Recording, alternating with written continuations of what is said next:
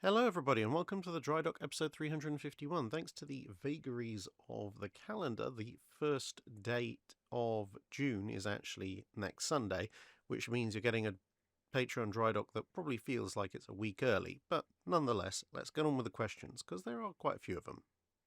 Daniel Silverthorne asks, at what distance from the impact point do the effect of high explosive shells fired from the main battery of a battleship become negligible when fired at a land target? Well, there's a lot of different factors that are going to go into that, but the three biggest ones that you're going to have to consider are type of shell, the ground conditions that the shell's landing in, and the type of target you're firing at. So obviously the type of shell, you've said high explosive or high capacity in US parlance, but obviously that comes in different flavors. It could be an 11-inch shell, in which case the lethal radius is likely to be considerably smaller than if it was a 16 or 18.1-inch shell, where the lethal radius is going to be considerably larger. And to be fair, even within a similar caliber, so 14, 15 or 16-inch shells, different shells from different nations will have different proportions of explosive filler, different types of explosive filler, and therefore also different shell wall thicknesses, which will generate different amounts of shrapnel. Some capital ships at various points carry shrapnel at high explosive shells, which are obviously specifically designed for shore bombardment, which would be considerably more effective in some circumstances, and so on and so forth. The next thing, we're going to come on to soil type last, but the next thing will be your target type. So what exactly are you trying to hit? Because if you're trying to hit a concentration of troops, for instance, then your lethal effect or even wounding effect radius will probably be fairly large, because an exposed human subjected to the blast of a battleship shell exploding nearby, plus of course all the shrapnel that generates both from the shell itself and from whatever it's hit that's caused it to explode, that's going to be quite lethal - injurious to humans for a fair distance. Whereas if you're firing at, say, an armoured formation, well, even then the effects are going to be somewhat variable. Are you firing at lightly armoured cars? Are you firing at heavy tanks? A heavy tank might, they won't enjoy it, but they might survive a shell landing a dozen yards away, but a direct hit obviously is going to total it. Whereas if you were just an infantryman and a battleship shell lands a dozen yards away, the chances are they probably won't find enough of you to realise you were there in the first place. And then, of course, you have the other big target for battleship shells, bunkers, and other fortifications. Some, like trenches, are designed to withstand hits that are almost, not quite, but almost right next to them, simply because they allow the blast and the shrapnel to go over them. Others, like bunkers, have to kind of tank the hits a little bit more. But again, how heavily built is the bunker? How large is the bunker? What are its foundations like? Is a gun port or viewing slit facing where the shell lands, or does the shell landing off to one side where perhaps there's just a machine gun port or nothing? How much of the bunker is exposed to the blast? Is it recessed, semi-recessed, or fully exposed? All of this kind of thing. Because even if you have the same bunker, if a shell lands, let's say, 50 yards ahead of the bunker, the people manning the gun might still be at risk from flying shrapnel coming in through the gun firing slit. Whereas if it lands behind said bunker, again 50 yards away, you'll hear it, you might feel it, but you're not at immediate risk of the bunker collapsing unless it's been really badly made.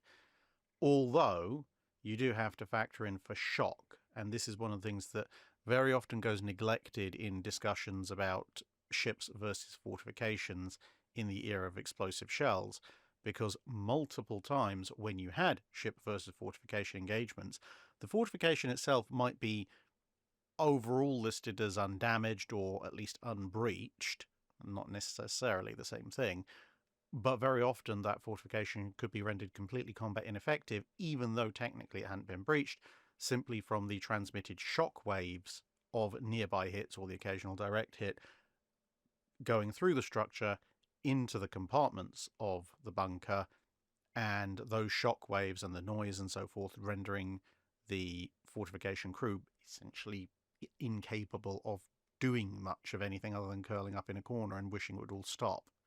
And then the final thing, of course, you have to consider is the ground type, because you might be hitting a rocky escarpment, you might be hitting farm-grade soil, you might be hitting a shallow soil beneath which is rock. What kind of rock is it? Is it sandstone? Is it granite? Is it limestone?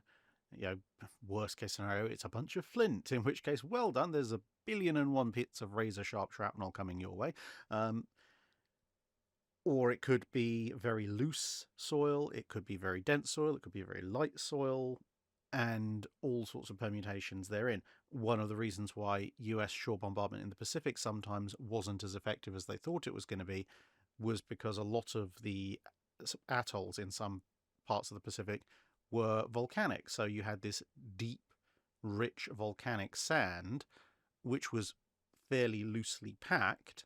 It was dense-ish for what it was, but what it meant was that with it between its depth and its looseness as well as its density, a high explosive shell might go relatively deep into that sand, which in and of itself has a explosion damping effect. That's why demolition crews these days, EODs, will sometimes pack sand around a bomb they're trying to safely detonate.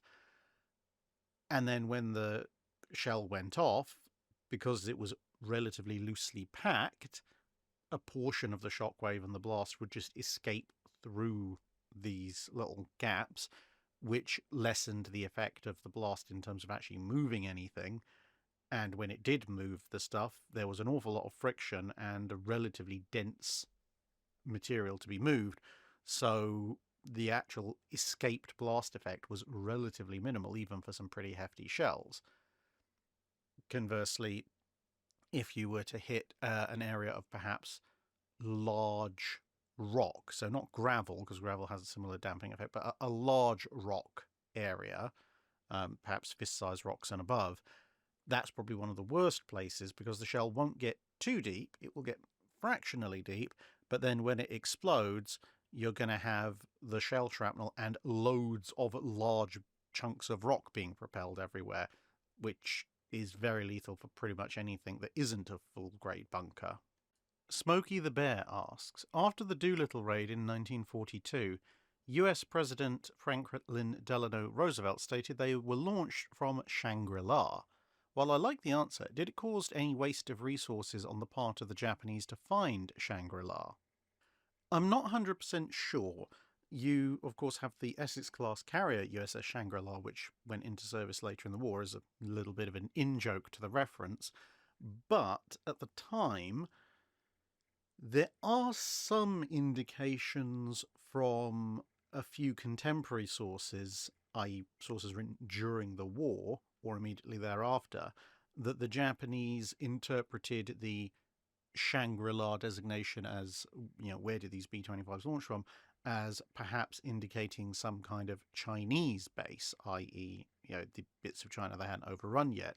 And I came across two books, one from 1943, one from 1946, which allege that the Japanese conducted extensive reconnaissance followed up by bombing flights in southern and central China looking for so-called Shangri-La airfields.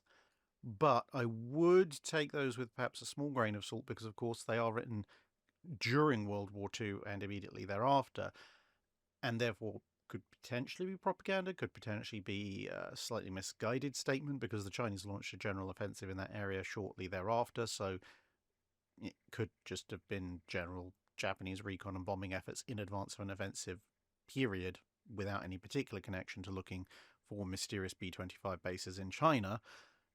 And, of course, with the Japanese-Chinese land war in China being, well, a land war, it's not my area of speciality. So perhaps if somebody who has studied the Sino-Japanese War of the 1930s and 40s in a bit more detail knows whether or not the Japanese ever went looking specifically for some kind of Shangri-La codename airbase in China, then please feel free to chime in the comments.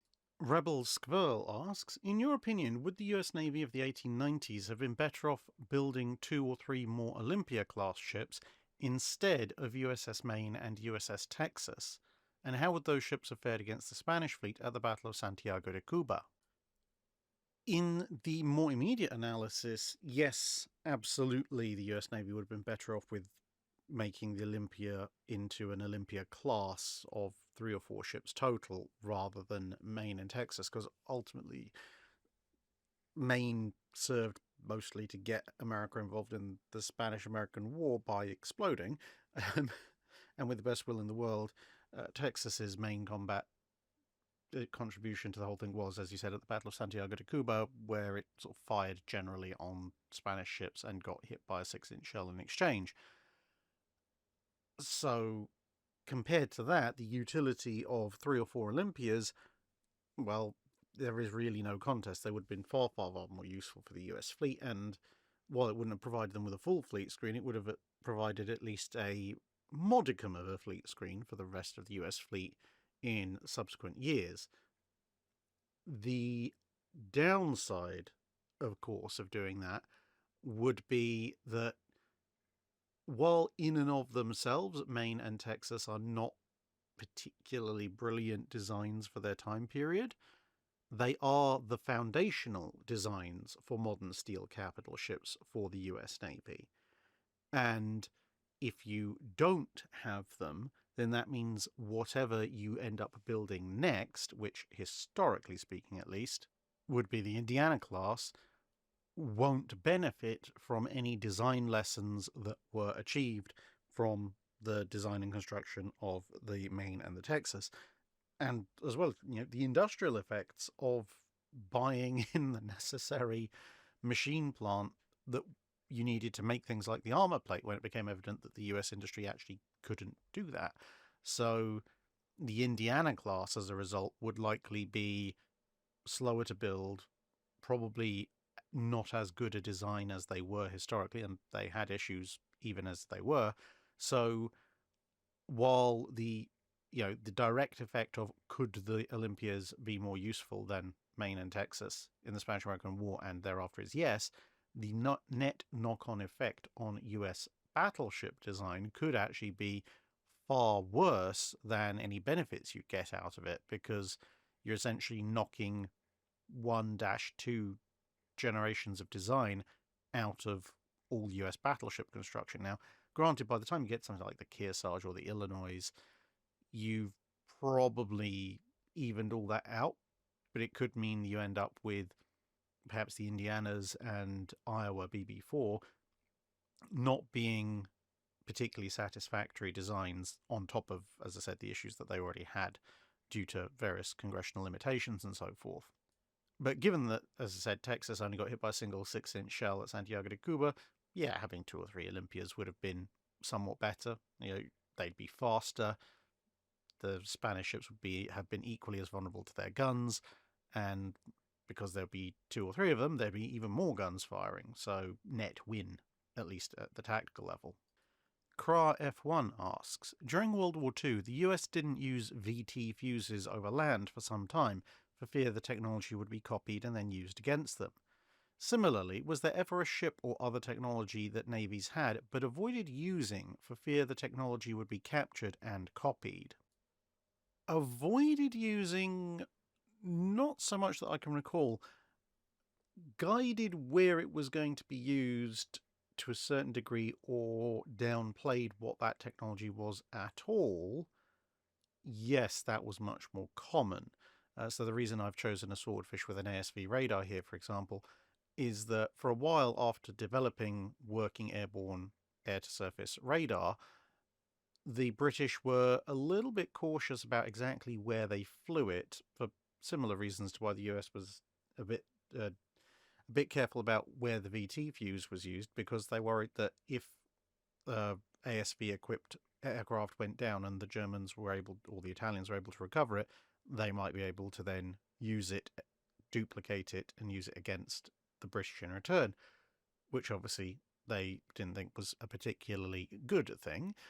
But ultimately, and this obviously wasn't just a Royal Navy concern, it was also an RAF concern, ultimately the utility of radar meant that sooner or later it was used in the RAF's case with things like H2S, and ultimately one or two examples would fall into enemy hands, but the overall utility gained by using the radar over enemy territory was eventually considered to be greater than not using it, even with the risk of it potentially falling onto the opposite side.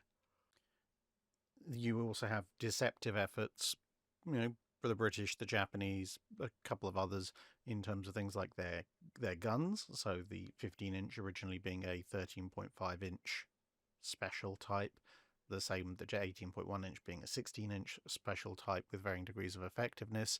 The British downplaying the capabilities and nature of the X-1 submarine to try and make sure that other people didn't copy the idea.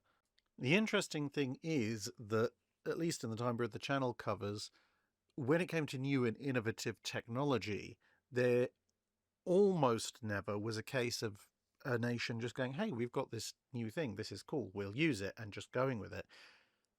You almost always ended up with that nation taking one of two potential approaches: either hiding, downplaying it to minimize what other people thought of it in order to extend the use of that technology for as long as possible as an advantage, because obviously if the enemy underestimates you, then they're not going to take any particular measures to counter it until it's too late. Or sometimes people would play up the technology to make it sound considerably more effective than it actually was, in an attempt to intimidate people into not engaging them in the first place. Broadly speaking, I think the first approach is a better one than the latter, because the latter approach essentially relies on your being able to cow your enemy into submission, which you can't really guarantee. An awful lot of the time, when people overblew a technology and said, oh yeah, this can do absolutely everything and make ice cream along the side, it made it sound like so much of a advantage that the other side went, oh, you know what, we've got to catch up. We have no choice. So they'd go off and develop some counter, which very often would end up being actually overall a superior bit of technology to the original bit of technology, which now left you in the opposite situation of having tried to your opponent with your advantage. You'd actually force them to give themselves the technological advantage. In more recent times, as far as I understand it, the whole Soviet propaganda behind the MiG-25, which in some ways gave rise to the F-15, is an example of that kind of own goal. DM Phoenix asks, why and how often does a ship get loaded to deep load as compared to normal standard loads? Is it every time a ship gets topped off with fuel that it reaches its deep displacement? So you've got quite a lot of different loadings. Standard loading is a specific term defined by the Washington Naval Treaty, and the one thing you can guarantee about a standard load is that it's never actually going to be a ship's standard load. The standard load eliminates certain things that a ship would actually need for going out to sea, like significant amounts of water and fuel and things like that. So what the ship would normally deploy with is what was used before the standard loading of the treaty era, which is normal load, which will be a little bit heavier than standard loading. And as the name implies, a normal load would be, in general peacetime environments and so forth, what would be the normal loading of the ship? A reasonable amount of fuel, decent amount of ammunition, the listed number of crew, supplies, etc., for a fairly regular voyage. The difference is that a deep load is essentially every fuel tank is full, every water tank is full, every additional fuel tank that you can fill is full, every ammunition magazine is full to capacity and possibly slightly over capacity. Every single crewman listed is aboard, probably some additional crewmen for additional systems. We've basically packed in as much food as we can, etc., etc. So an example of that would be some of the US standard battleships that were put on standby to head to the Southwest Pacific as a backup in early 1942.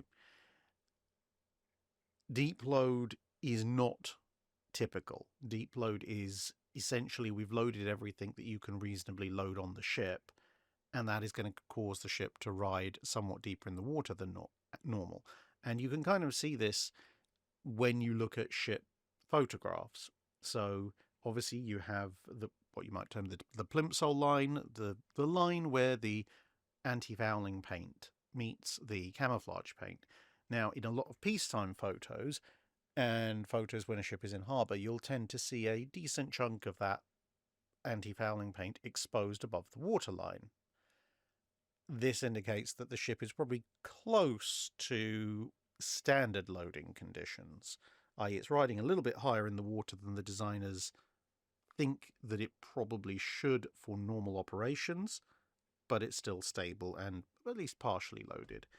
Then you'll see photos of ships where perhaps that boot-topping plimsoll line, whatever you want to call it, is still visible, but it's not clearly consistently above the water. And we're not talking about really, really heavy seas here. We're talking about just normal conditions. And in those circumstances where there's a wave trough, whether from natural waves or the ship's bow wave or whatever, in those troughs you might see that, but at the general waterline and where you've got wave crests, you just see the camo paint. So that's a ship probably at around about its normal load, give or take. Basically where it's designed to be for the various performance characteristics. And then sometimes, although this can be somewhat difficult to discern, it's usually best discerned by looking at comparison photos of the ship in other circumstances where it's at standard or normal loading. Then you'll see occasionally ships at deep loading, and in those circumstances you're not going to see any plimsoll or boot topping line at all. You're just going to see the camo paint. It's going to probably look visibly low in the water, and at that point you may start to compromise some aspects of the ship's defences, such as perhaps submerging a good chunk of the belt, so a large portion or possibly even all of the exposed portion of the ship's hull is actually unarmoured or partially armoured. But the useful thing about deep loading is that you would usually only do it if you're heading out on a very long range mission, at which point, yeah, you might sail at deep load, but as the crew eat the food and the ship burns off the fuel, then the ship is going to become lighter and lighter and gradually settle back, hopefully to something approximating a normal loading condition by the time it gets to a situation where it might need to fight in a surface or anti-aircraft action. Lieutenant William Bush asks, if in May 1940 the Richelieu and Jean Bart had sailed to the UK and the British decided they could be an important and relatively quick reinforcement, what could have been done to promptly bring the two ships into British service? Well, funnily enough, there but for a coin toss, Jean Bart might actually have ended up in that situation, because when she was hastily, at least not completed, but completed enough to get out to sea, she was actually met at sea by a British destroyer and tugs, and they offered to take her to the UK. Jean Bart declined and ended up going off to Casablanca. But literally, if the captain had just said, yeah, fine, we'll go to the UK instead, because bear in mind, obviously at that point, France had yet to surrender, then Jean Bart might well have ended up in the UK when the armistice was signed and therefore been in UK hands. So we're going to assume, for the sake of this question, that either the crews of Jean Bart and Richelieu decide, stuff this, we're joining the Free French Navy, or they end up in the UK like Jean Bart almost did for various other reasons, and then when Operation Catapult kicks off, they are taken over with a minimum of damage or casualties. So the Royal Navy has them in hand one way or the other. Richelieu is a much easier ship to bring into service because she already has essentially been completed. She will need charges for her guns and so forth, but the British can easily manufacture that. Now, of course, she is then going to experience problems with her French-made shells, with the gas cylinder blanks being obviously a bit of a problem, causing premature detonations, which will probably show up on sea trials. But broadly speaking, Richelieu can be put into service as is. Jean Bart cannot. She's missing half of her main armament, for one thing, pretty much all of her secondary armament, and some of her machinery, amongst various other things like shell hoists. So she's going to need a lot more work. The interesting thing is that obviously when Richelieu experiences problems with her main guns and the British realise, okay, we're going to have to give her new shells, again, not a problem, the British can manufacture 15-inch shells, but it means that Jean Bart's existing 4-gun main battery will need to be lifted off to replace some of the damaged guns on Richelieu, and that leaves Jean Bart without any armament whatsoever.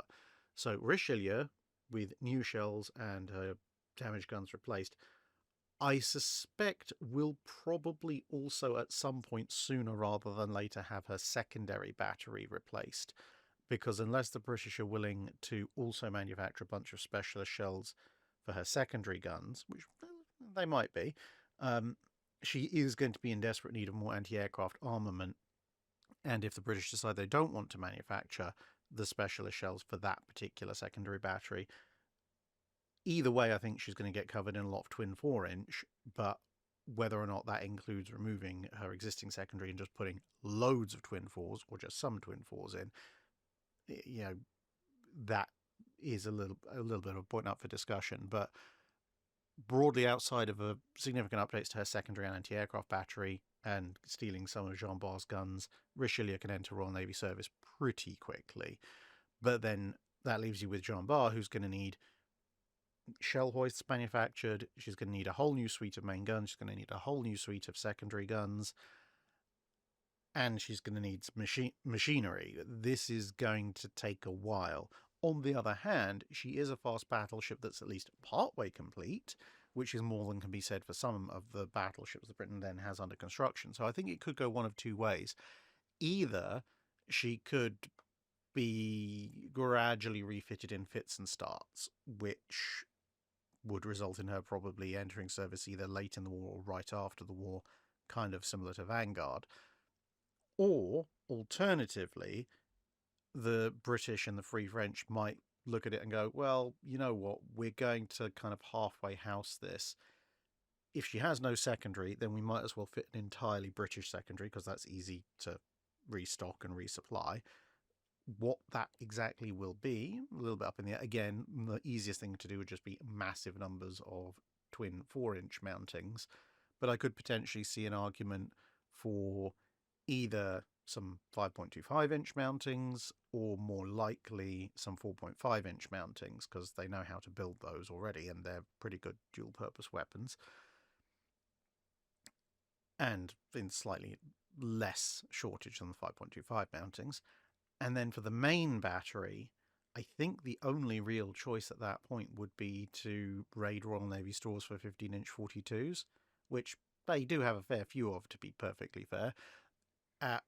And then, given that the turret is already designed to support a much larger, heavier 15-inch gun, they're going to need to rebalance a few things here and there, but it shouldn't, in principle, be too difficult to complete Jean Bart with an 8-gun main battery of 15-inch 42s, with obviously the increased elevation angles and so forth. Obviously, you have to manufacture or adjust the hoist systems depending on which of the barbettes you're looking at. But you could have a very anglicised Jean Bart in terms of armament. The really weird thing is going to be the boilers, because she's got a partial French machinery fit out.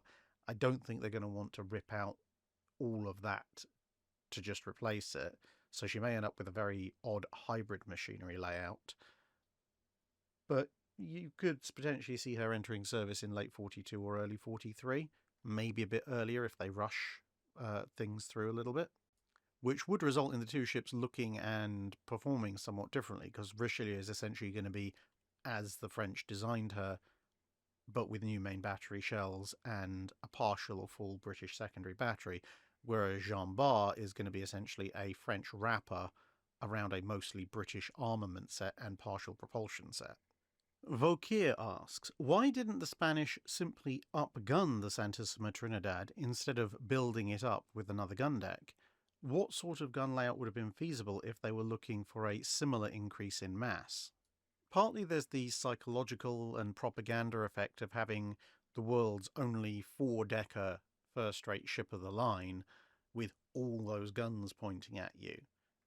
Whether it's 136 or 142 or any other number, as Santisma Trinidad's armament varied quite considerably after she was upgraded as they experimented somewhat. So, yeah, to a certain degree, there's the psychological intimidation element to it. Plus, even in a first-rate battle, a 4-decker is going to be incredibly difficult to board, and likewise should have a relatively easy time boarding other first rates. I mean, the main risk would be some of the crew breaking their legs, having to jump down onto the first rates, but there you go. But if we were going to go with, okay, we're just going to massively upgun this thing in terms of increasing the broadside weight instead of just sticking more guns and more deck on it, there are a few possibilities. So you've got, in very crude terms, the weight of the additional almost 24 8-pounders that went on the 4th gun deck, and then you also have the weight of the 4th gun deck itself in building up the ship. So taking just the weight of the increase in the gun battery into account, i.e. the weight of those 8-pounders and their carriages, the ship otherwise, at least at one point in its career, has a lower gun deck of 36-pounders, a middle gun deck of 24-pounders, an upper gun deck of 12-pounders, and then, of course, the 4th gun deck, which we're not installing in this circumstance. The weight of that 8-pounder battery would either pay for the middle gun deck to be increased from 24 to 36-pounders, or for the upper gun deck to increase from 12-pounders to 24-pounders, either of which would actually mean a significantly greater increase in weight of broadside than the 8-pounders that were historically stuck on the 4th gun deck. There will be a few problems with that, though, because obviously the heavier guns have a more vicious recoil, and the ship structure going higher and higher may or may not be able to stand up to it. It really does depend a lot on the fine details of the construction, but assuming that can work, the other problem is, of course, that those other guns are, the heavier guns are bigger guns, and it might get a little bit tight on those upper gun decks, the middle and upper gun decks specifically, where the gun ports may be cut slightly close together, and or the ship's hull, because of the tumble home, starts to narrow, so the recoil that you need, etc. It may be difficult to fit those guns completely on. But if we assume, for the sake of argument, that those issues could be overcome, then that would be your first stage. And then if you don't have the additional weight and stability issues that are imposed by actually building up the 4th gun deck as well as installing the guns and the crew and the ammunition, that, roughly speaking, buys you, I think, enough weight to do another of those upgrades. So in theory, you could have a lower gun deck of 36-pounders, a middle gun deck of 36-pounders, and an upper gun deck of 24-pounders, which would give you an absolutely ridiculous broadside weight. So for reference, Victory, when she's at Trafalgar, has a broadside weight of about 1,150 pounds, give or take. This theoretical 36, 24-pounder armament for Santisma Trinidad would give her a broadside weight of about 1,500 pounds, which is about 30% more. J-Mace asks, during the Battle of Samar, several destroyers from Taffy 2 approached the battle area and established contact with some of the ships in Taffy 3. However, these destroyers did not enter the battle, even though they were briefly fired upon. Why didn't the destroyers enter the battle even though they knew what was going on and had sailed the distance to reach the battle? There are a few reasons.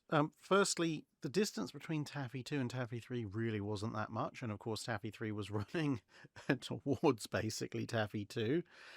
So it wasn't so much a case of Taffy 2's destroyers and destroyer escorts having to go and find Taffy 3. It was more a case of Taffy 3 coming to them.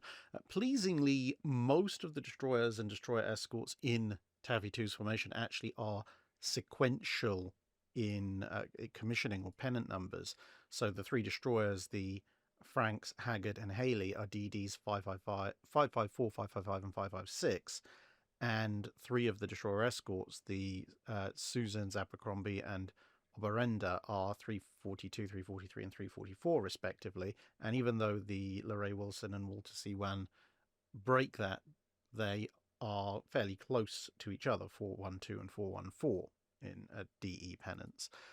That aside, essentially the escorts for Taffy 2 were ordered to protect their own escort carriers, because at that point, well, as you noted, they were fired upon.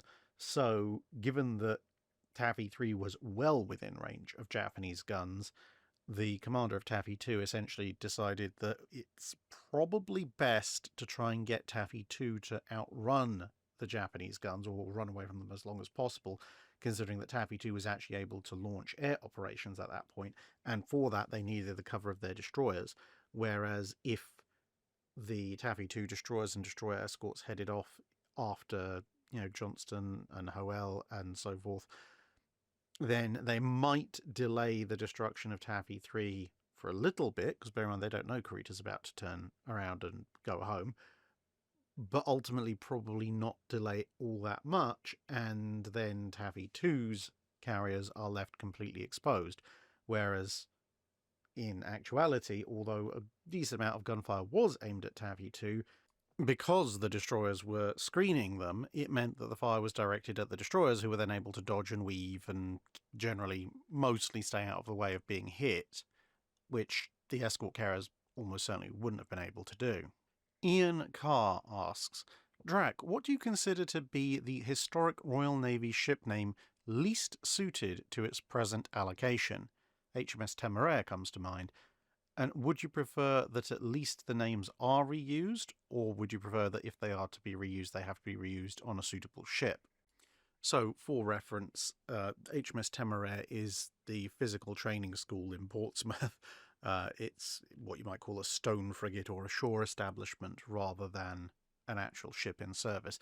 And I think, generally speaking, yeah, the shore establishments would be the ones where I think names are less suited to their present allocations than perhaps they should be, i.e. those names should be freed up for use at sea, because over time it's meant that some very historic Royal Navy names, now essentially being permanently tied up with shore establishments, can't go back out to sea for the foreseeable future.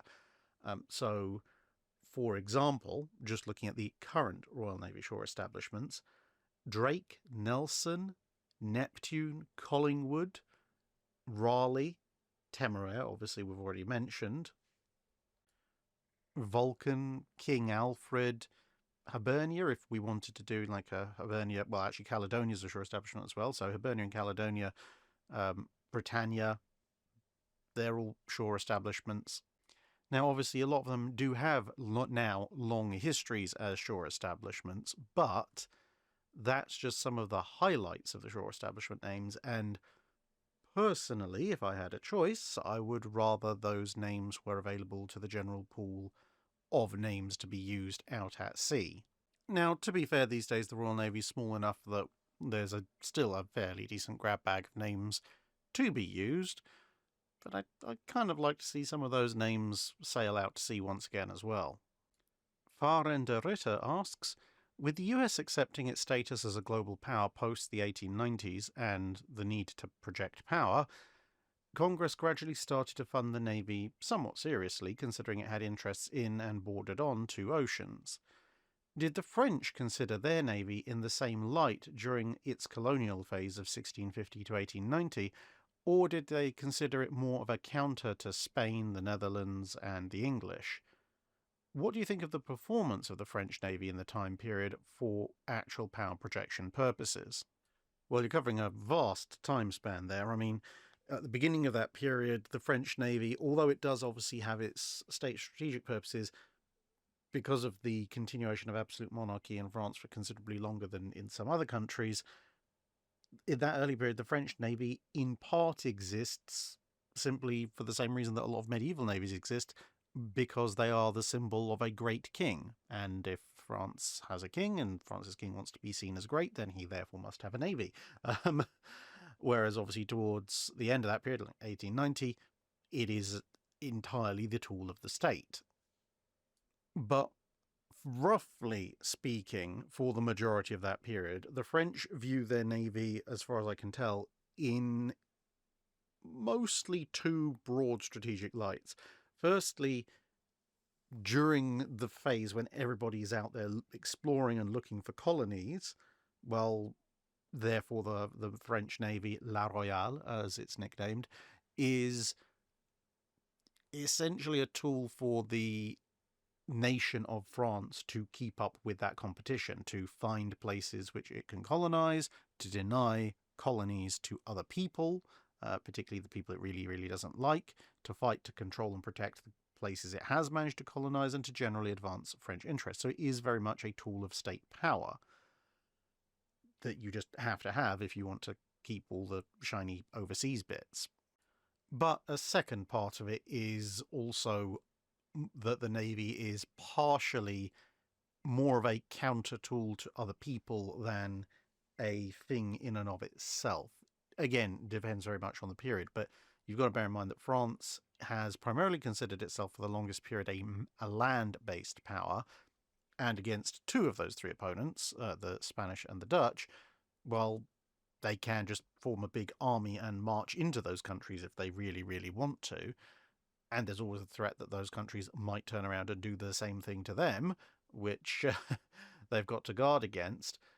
And so the Navy exists to stop the enemy cutting off your commerce, to ideally interdict the enemy's commerce, but that's less of a circumstance, at least when we're talking about European land wars, and more just to essentially neutralize any potential actions by your opponent, rather than being particularly proactive compared to something like the Royal Navy. Although transporting troops for invasions and attacking enemy merchant shipping and so forth is part of the role for the French fleet. So it's not that they're not proactive, they're just slightly more reactive than some of the more proactive navies. Against the English, of course, having a navy is pretty much the only way to counter them, because the English, and then later the British, don't really have all that much interest in European land wars. But if they are very active with their fleet, it means that the French have to also be fairly active with their fleet. Otherwise, the British can just go everywhere and colonize everything, move troops around, send supplies and money and troops to land powers who are doing the European land fighting for them for the most part, as well as deploy their own armies. So again, it's very much a counterforce. And you can kind of see this in overall French colonial strategy, because British colonial strategy during the Age of Sail for various wars tends to be, we'll keep trade lanes open, thereby continuing our supply of money, and also by blockading the enemy, starving them of money, and then we'll use all that surplus money, if our enemy is a continental European land power, to pay a bunch of other continental European land powers to occupy them by fighting a land war. And that way we counter the risk of invasion to ourselves, and we get a lot of other people to do most of the dying for us, which is, generally speaking, a good strategy if you're Britain. And part of that involves going out and obviously defending your own colonies, but also seizing all your opponent's colonies to further cut off their cash supply and increase your own cash supply, and give you a much better bargaining position at the table at the end of the war, when that eventually comes. So the Royal Navy is very proactive going out and doing all these things. Whereas French naval strategy, for the most part, again, because we're talking about such a big time period, it does occasionally change, but for the most part, French naval strategy consists of, our colonies should be able to take care of themselves unless they absolutely need to be helped, and the fleet should mostly be near mainland France to defend mainland France and advance our more immediate war aims, either on the continent or in one of the many, many, many, many different planned invasions of Britain that never quite work out for them. And that in part is why a lot of French colonies tend to get overrun by the British during the various colonial wars and European wars and so on and so forth. Now, of course, that's the broad strategy. The French fleet does, of course, deploy away from mainland France at various points, obviously very famously helping to support the American War of Independence and so forth. But as a very broad overview, considering we're covering 2 to 3 centuries worth, that's generally the outlook for the Marine Nationale or La Royale or whatever it's called at any given moment in time. In terms of their performance, again, massively varies. Royalist France at points gets to the stage where they are almost the equal, or depending on the ship, depending on the admiral, depending on the fleet, the equal of the Royal Navy. Of course, the Royal Navy's fortunes wax and wane as well in effectiveness. At some points, the French Navy is arguably superior to the Royal Navy because at some points the French actually are funding their Navy and Britain isn't.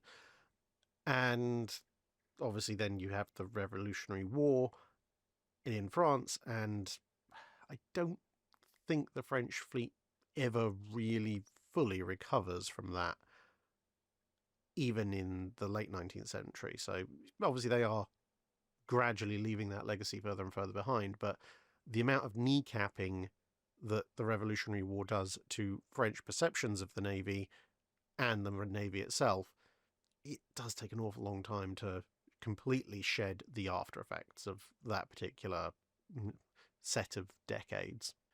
Texas and La Choc asks, what is the smallest size an aircraft carrier can reasonably be? I thought of this after seeing a picture of HMS Avenger and thought, the thing's barely larger than the planes it's carrying.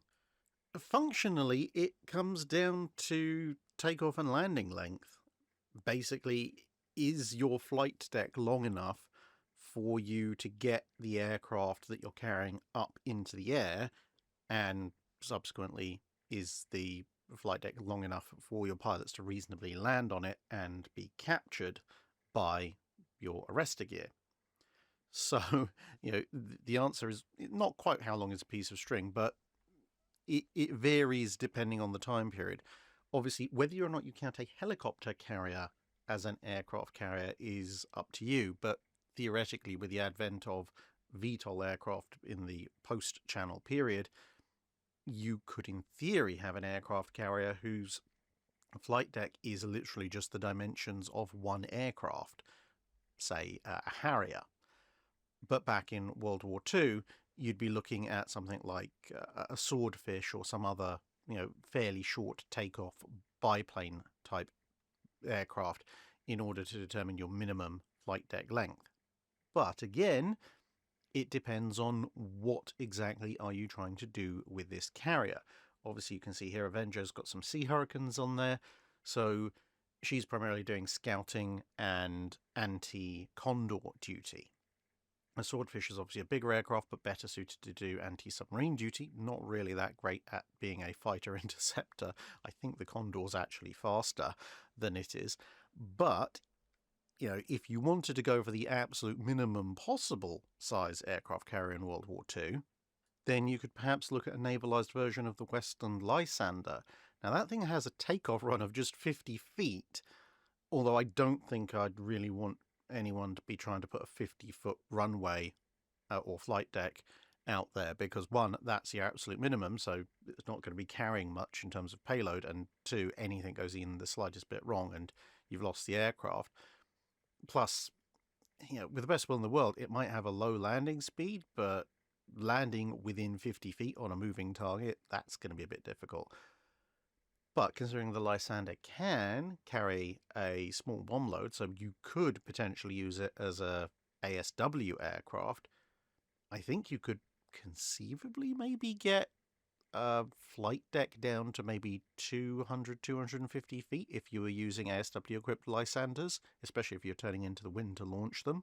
The main thing at that point would be that unless you're converting really tiny ships into aircraft carriers, you'd be facing an issue of, one, where do you store the aircraft, since you'd need a larger ship and the flight deck would only take up part of the ship, and also what are you doing apart from having that flight deck? What else are you doing with the length of the ship? You don't want a big superstructure because it's going to cause turbulence, but I suppose you could be festoon it with anti-submarine weapons, and if you're then using a relatively small hull, maybe a very small cruiser or large destroyer type hull, you might have some kind of very weird hybrid direct and indirect anti-submarine weapons platform.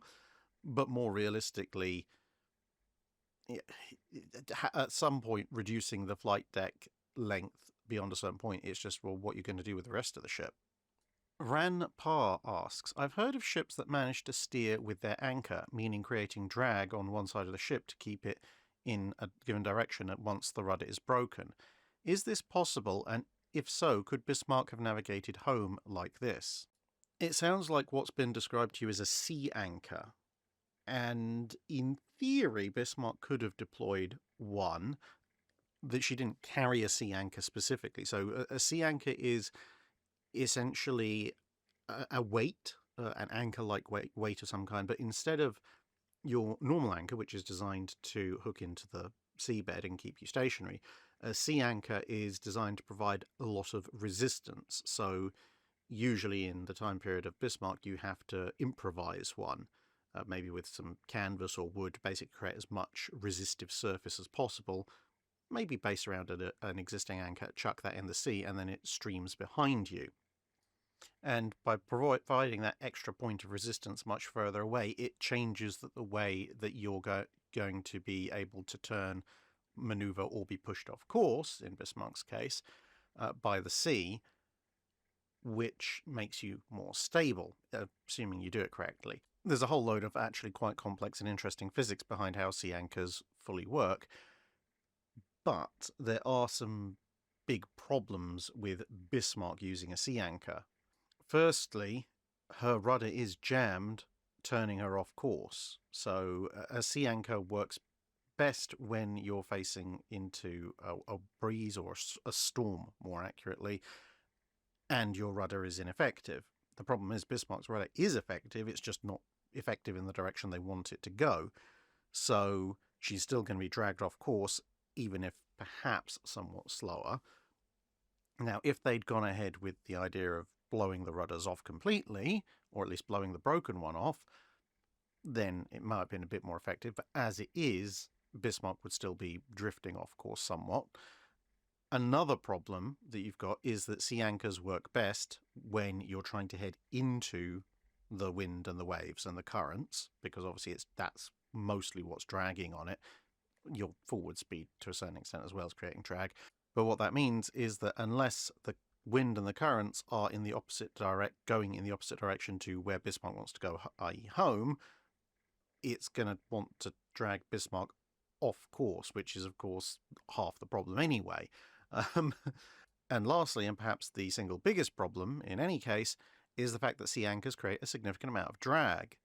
Now, given that Bismarck is mainly, at the point that she's trying to get back home, relying on her speed advantage to get under Luftwaffe air cover before the British show up, if she puts out a big sea anchor, one that's big enough to stabilize her on course and still controllable, and she doesn't pull against it so hard that the rope or cable connecting it snaps, she's going to be moving a heck of a lot slower, at which point it's probably not going to matter that she's now heading in the right direction, because she's heading in the right direction so slowly that she's going to be overhauled and engaged outside of Luftwaffe air cover range anyway. Vintage Car History asks, we're both historiographers-historians in our own spheres and often have to explain political and or religious situations in the telling of history. How do your own political and religious positions affect how you write and narrate? And how much of you do you intentionally or inadvertently put into that perspective? As far as possible, I try and keep any personal beliefs or opinions out of the narration and scripting that I'm doing for these videos, because honestly, the point of the channel is to tell people about history, what happened. And to a significant degree, I don't think my own personal feelings on the matter should really have all that much to do with it, because what I'm trying to tell people is this is what happened, this is why it happened, and where it's relevant, these are the beliefs of the people who made this thing happen or prevented this thing from happening, obviously where that has a degree of relevance to their action, inaction, or whatever the case may be.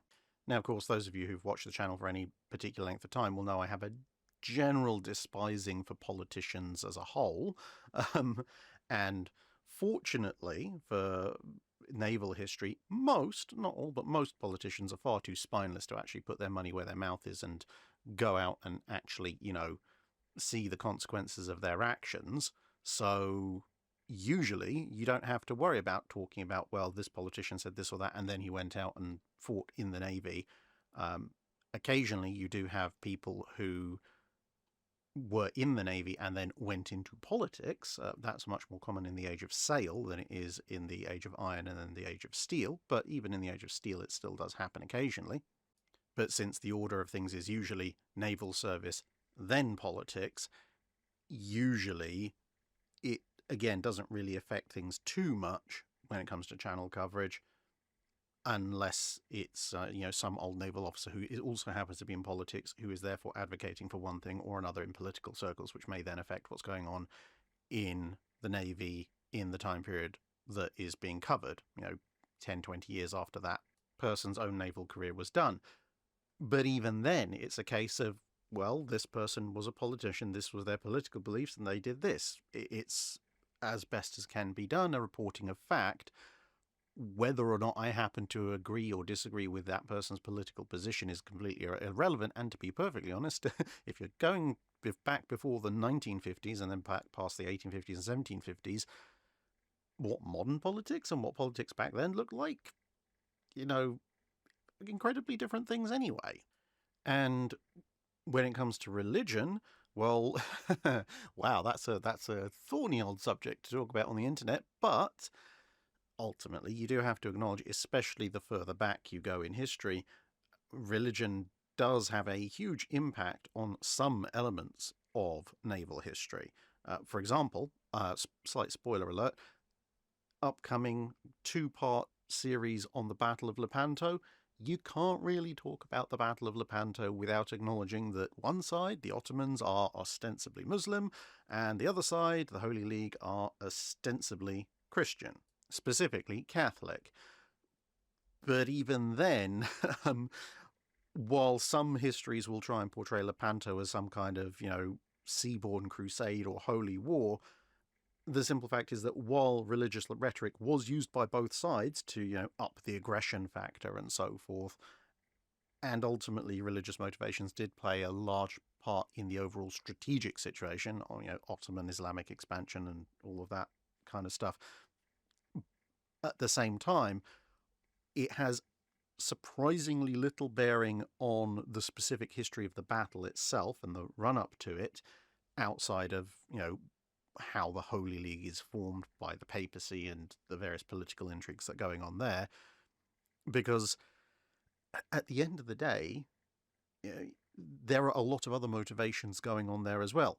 The Ottomans are an expansionist empire along the lines of any other expansionist empire that, like the world had seen many times before that.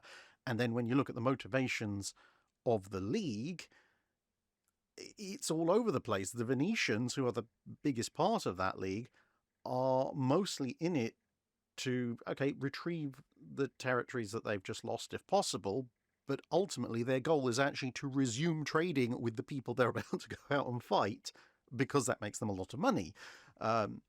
You've got various small Italian city-states, particularly the Florentines, who are trying to jockey for more political power and independence from some of the big players in Europe. You've got the papacy, who, having just had a change of management, are trying to address threats without rather than burning threats within. You've got the Spanish, who rather would not be there at all, but essentially they're fighting the Ottomans over in the central Mediterranean in order to be able to leverage the League fleet for their own ends to go after targets in the Western Mediterranean later on. And if they can do that without even actually fighting the Ottomans, they're perfectly fine with that. You've got a bunch of people who have just grudges with the Ottomans generally, including, and then you've got the Spanish commander, Don Juan of Austria, who is one of a very few number of Spanish officers who actually wants to take the fight to the Ottomans. You've got the Genoese, who seem to be there mostly because they don't want the Venetians to take all the glory. And then you've got the Knights Hospitaller, aka the Order of St. John, who ostensibly, aside from the papacy on paper, should be one of the most holy and religious people there. And thanks to being driven out of their previous stronghold in, well, in the Middle East, and then driven out of Rhodes, and then almost driven out of Malta in the Great Siege of Malta. For them, it's very, very personal, and they're the next best thing to corn berserkers in plate armor.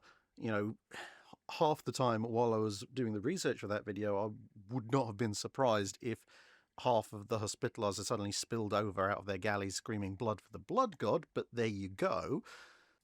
So, yeah, regardless of what I may or may not think about various religious groups and whether they may or may not have a point in any particular way, shape, or form, I don't see how my opinion on what someone 80, 100, 180, 500 years ago believed really has any significance to what I should be telling people on the channel.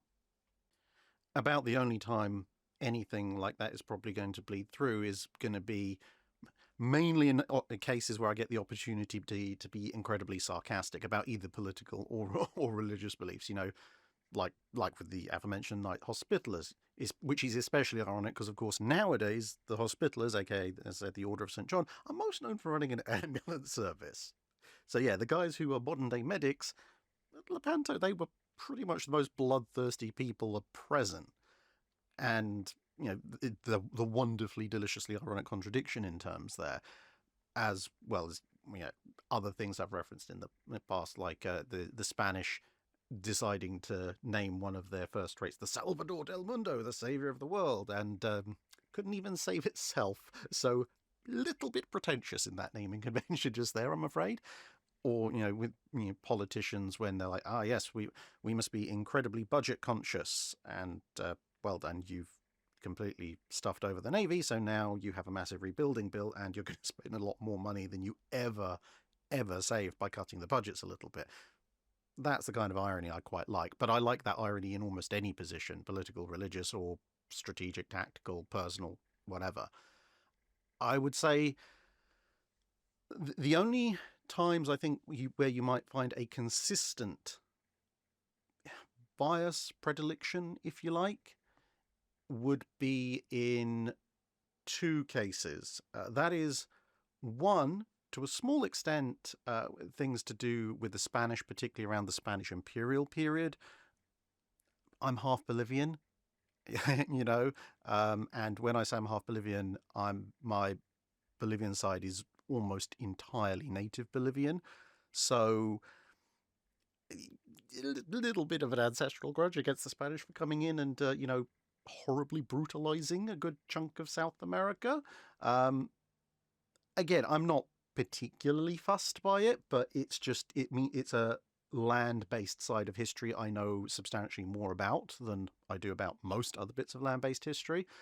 So when you can get the occasional dig in at the Spanish on behalf of the poor downtrodden South Americans of the 16th, 17th, 18th centuries, I kind of like to throw the occasional jab in there, but it's all in good spirits. I mean, I throw enough jabs at the British for that matter. I mean, if the Inca had a navy, then I'd be throwing jabs at them. Well, as you know, I have thrown a few jabs at the ostensible Bolivian navy.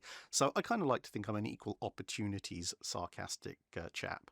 And the only other place I think there's ever any significant personal investment which may colour some of the narrative a bit is World War II, when it comes to, obviously, the Germans and the Nazis, because, well, weirdly enough, that war's actually leaving living memory. When I was young, World War I hadn't left living memory, but there you go.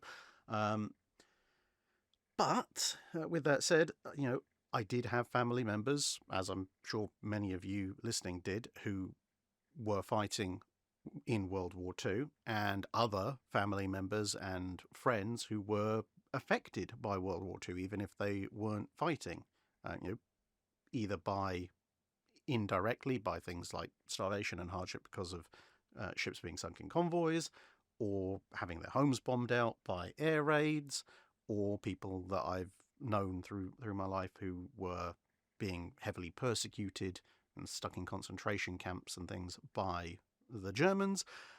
So, you know, not really a great fan of that, surprisingly enough.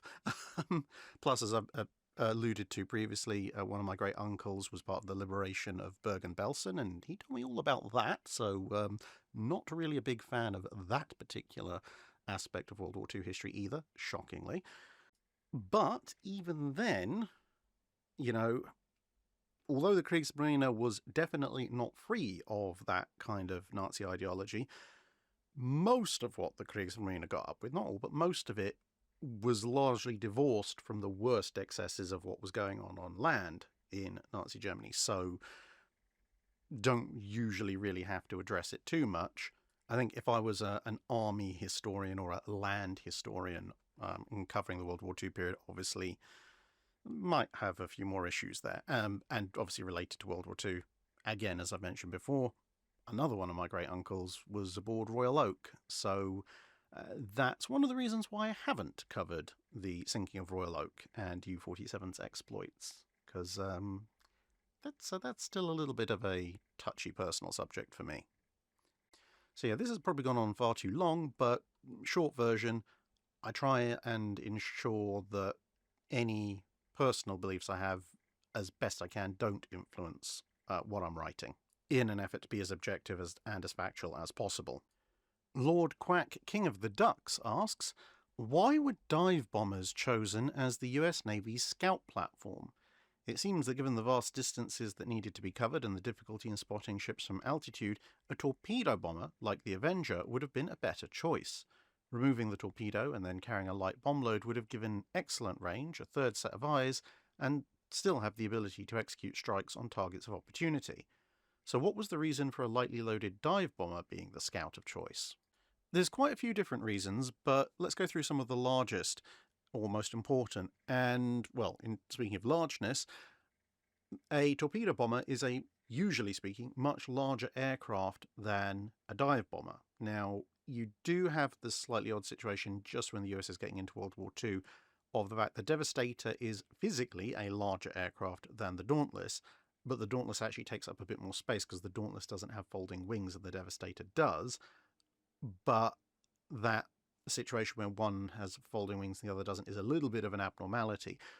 More generally speaking, the torpedo bomber is just a bigger aircraft, takes up more space. So given that US doctrine calls for a fighter squadron, a dive bombing squadron, a torpedo squadron, and a scout squadron, or at least it does by the time they figure out what exactly their doctrine is going to be, if you are using the torpedo bomber platform as your scout, you're going to face issues with the size of your air group, because if you have two squadrons of torpedo bomber sized aircraft, then they're going to take up a huge amount of space, and they might start to squeeze out your dive bomber and fighter squadrons.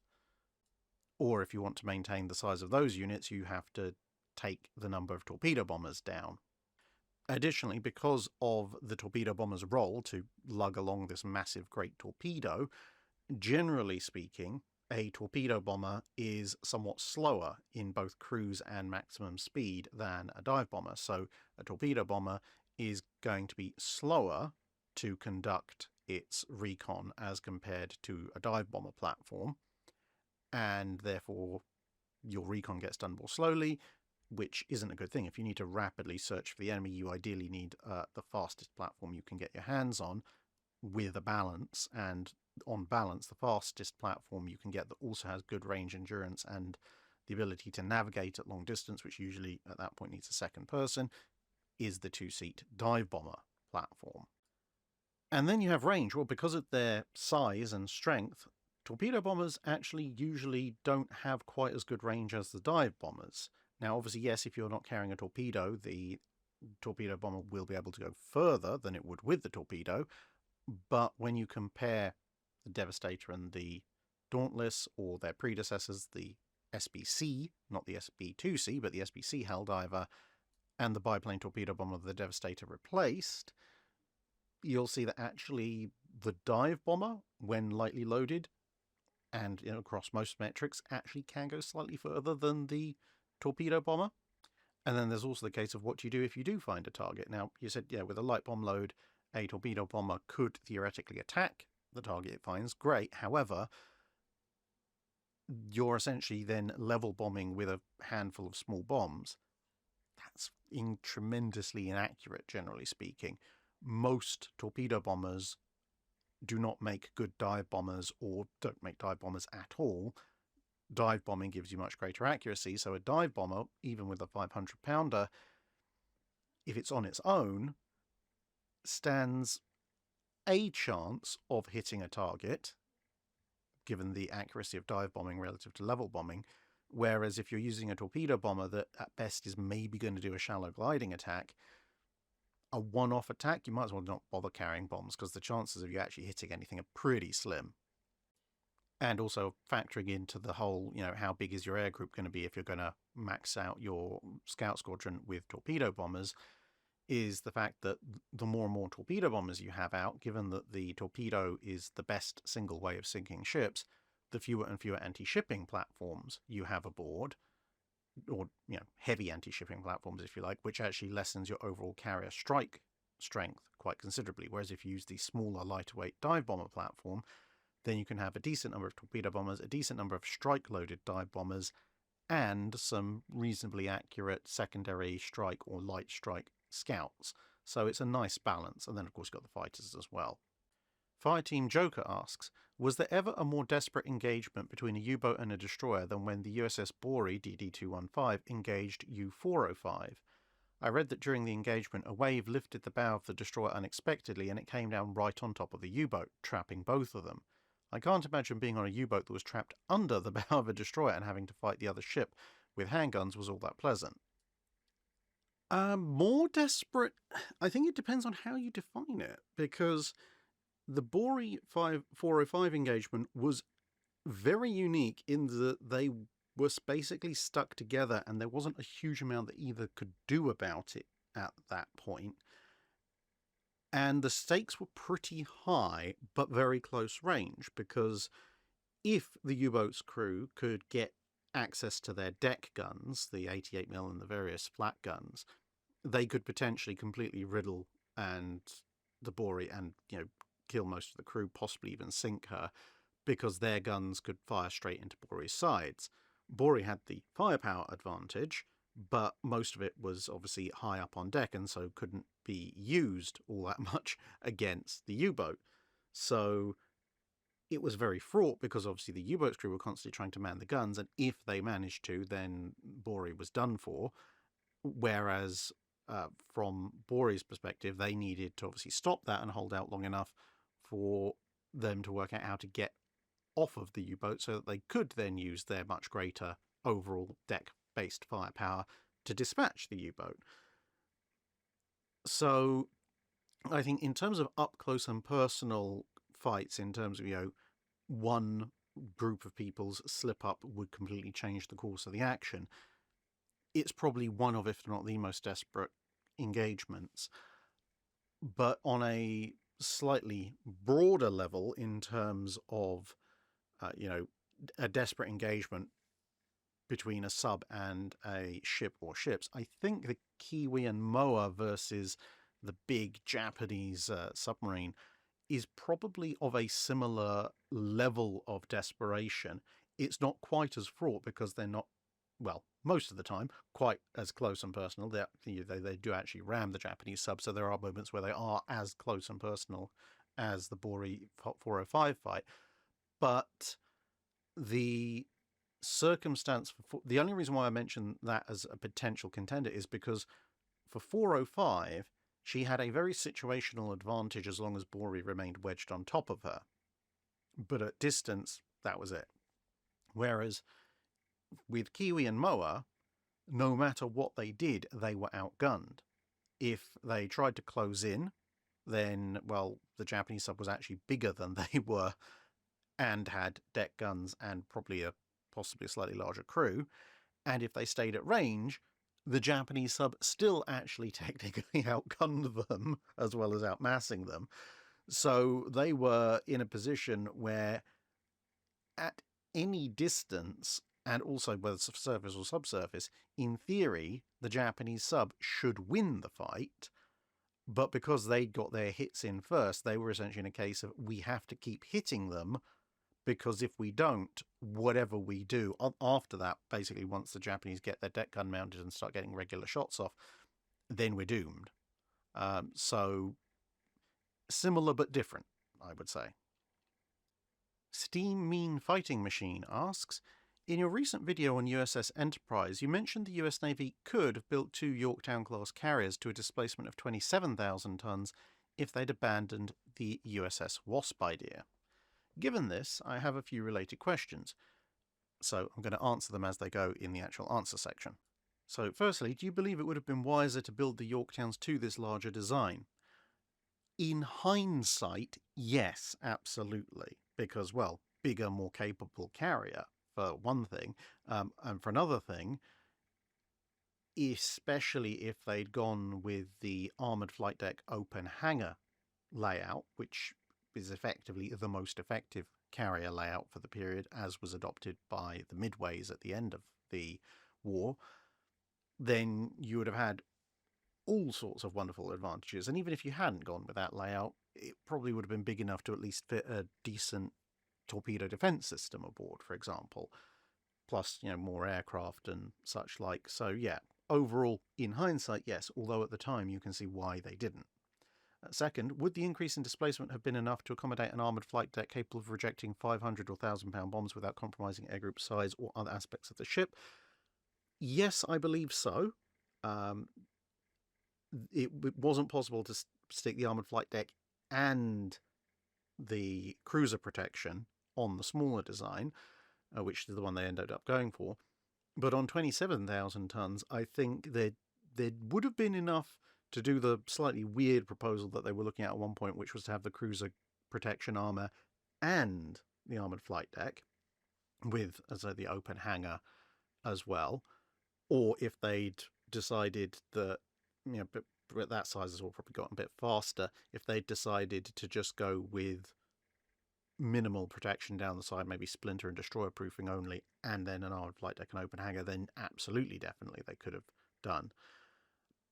Third question, if the answer to the previous question is no, well, I think it's yes, but if there was spare displacement, what would you have used the extra displacement on? Well, I think the US Navy's priority probably would have been to put a full-scale torpedo defense system on there, for one thing. That was something they really didn't like having to abandon. And then I think the other thing they probably almost definitely would have re-included is a 4th aircraft elevator, because, again, that was something they were looking at, which they had to drop with the final size adjustments. Then, fourthly, in my opinion, surface warfare capability on a carrier seems like wasted displacement. I think belt armour should be kept to near-miss protection from bombs, and dual-purpose guns should be replaced by dedicated heavy anti-aircraft guns. Would you agree with this design philosophy, or do you feel surface warfare capability is useful on carriers? In a World War II context, I would agree with you definitely that the belt armour should have been kept down to a minimum, i.e., destroyer grade and splinter proofing only, apart from anything else, because that would free up weight for an armoured flight deck. But in terms of dual-purpose guns being replaced by heavy anti-air guns, I'm not so sure on that one, because good dual-purpose guns are also pretty good anti-air guns, heavy anti-air guns, and just having that capability in your back pocket does give you a modicum of self-defense capability against, say, a close-range submarine or enemy destroyers, or, as would be proven by a few other carriers, a little bit of surface bombardment capability, shore bombardment that is, or that kind of stuff. Defending yourself against cruisers, I think, was a little bit of a hiding to nothing, because ultimately, if you've been caught by a bunch of enemy cruisers, there's very little you can do as a carrier to at least stop yourself being mission killed, let alone actually killed. But against destroyers, enough dual-purpose guns and a little bit of armor combined with your speed, and you can see off destroyers, and being engaged by enemy destroyers, which are obviously more numerous and usually faster than their cruisers, is a bit more of a plausible scenario that you might run into. And then finally, what's the use of a dual-purpose gun on a light cruiser? As I understand it, the 6-inch main guns of a light cruiser are perfectly fine for killing small vessels like destroyers, so wouldn't it be a better use of displacement to use heavy anti-aircraft guns as a secondary battery, so presumably something like a 3.5 or 4-inch instead of a 4.5, 4.7 or 5-inch? Well, partly it helps with standardization. If you've got dual-purpose guns on your heavy cruisers, your battleships, and your carriers, then carrying that same gun over onto your light cruisers massively simplifies your overall logistical efforts. Plus, there are some advantages even when dealing with small vessels. Well, if you've got dual-purpose secondary battery, then you have more guns to deal with small vessels, which is always good because small vessels don't usually travel alone. So you can engage multiple independent targets. And also, your dual-purpose guns will normally have a higher rate of fire than your 6-inch guns. So your 6-inch guns will fire relatively quickly and hit relatively hard. But again, if you're really, really pressed, then being able to absolutely hammer out a bunch of dual-purpose shells at some targets is going to be a very, very useful feature. And especially also if you're engaged from multiple directions by multiple ships, because you only have so many main fire control directors, and if, let's say, you're a Brooklyn or a Cleveland particularly, and you're engaged on one side by enemy destroyers, let's say there's a couple of targets out there, so maybe you split your fore and aft turrets against those targets, and then someone says, actually, there's also an enemy destroyer on the far side. Well, if you've got a limited number of 666s, you now have to probably choose which target you're not going to engage. Whereas if you also have broadside batteries of dual-purpose guns, you can go, okay, well, you 6-inch guns, you keep firing at the targets you already had. Maybe the 5-inch on that side helps out, but then your dual-purpose guns on the other side, in this case obviously 5-inch 38s, can now engage your offside target. And that's all to the good for your survival. Jim Smitty asks, I'm currently reading Ian Hogg's book on German secret weapons of the Second World War. On pages 222 and 223, he briefly touches on how the Kriegsmarine was working on a sabot round for its roughly 6-inch caliber gun, and had a subcaliber projectile at 128mm level. Hogg states that the Kriegsmarine was enthused with the idea of a sabot round, though he gives only scant detail on this. So could you shed any light on this navalised sabot round the Kriegsmarine was working on, and what they thought was so good about this project? Well, there's quite an interesting section in German explosive ordnance projectiles and projectile fuses issued by the US Army and US Air Force in the aftermath of World War II, which actually details all the different sabot or discarding sabot projectiles that they managed to find in the aftermath of the Second World War, one of which is pictured here. This isn't actually the Kriegsmarine approach.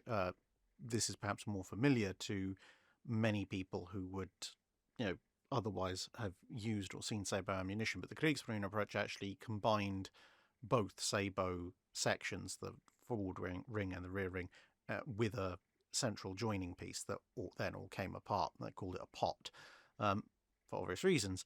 But anyway, the main focus of German sabot projectile usage, research, development seems to have been mostly around the idea of extending the range of their guns, as opposed to necessarily increasing armor-piercing capability at closer ranges. So given that we're talking about their 5.9-inch or 6, near enough 6-inch gun with a 128mm subcaliber projectile, the main immediate use that stands out to me for that is on their capital ships and their heavy cruisers, because all of their ships of that nature, whether they be Hippers, Deutschland, Scharnhorst, Bismarcks, they all have the 150mm secondary battery in varying numbers, and there's not that many German large ships, but if they close to a distance where they can also use their secondary battery against an enemy, well, increasing their net firepower, obviously they're usually in a range where the enemy can use their secondary battery against them as well, and at closer range, well, armor becomes less and less effective. So I can see a use there with them potentially going, okay, well, we know that whether it's a 128 or a 150 mil projectile, it's not going to penetrate the main armor of a big ship, a heavy cruiser or battleship. But regardless of whether it's a 128 or 150 mil projectile, it can probably still mess up secondary batteries, fire control system, superstructure, etc., etc.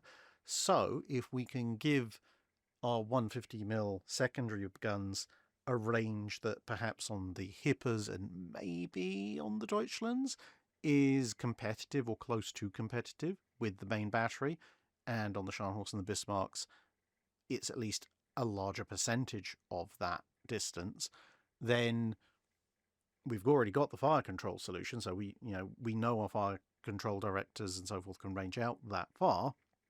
So that would then give us the ability to engage large targets with considerably more firepower than just the main battery of those ships. The reason why I'm ignoring the destroyers is because, quite frankly, having the 150 mils on the German destroyers was a dumb idea in the first place, and given how completely ridiculously unstable they are, giving their guns the ability to fire somewhat further really isn't going to help them at all.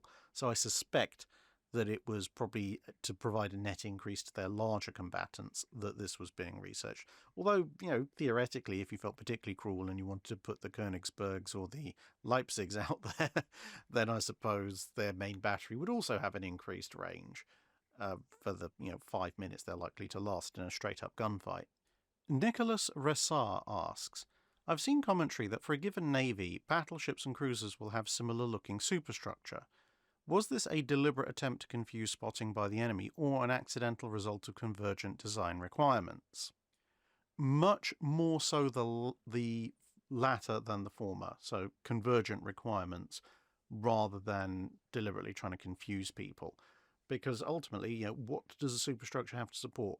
Officers' quarters, the bridge, rangefinders, maybe some fire control systems in addition to the rangefinders, radio, antenna, spotting, etc.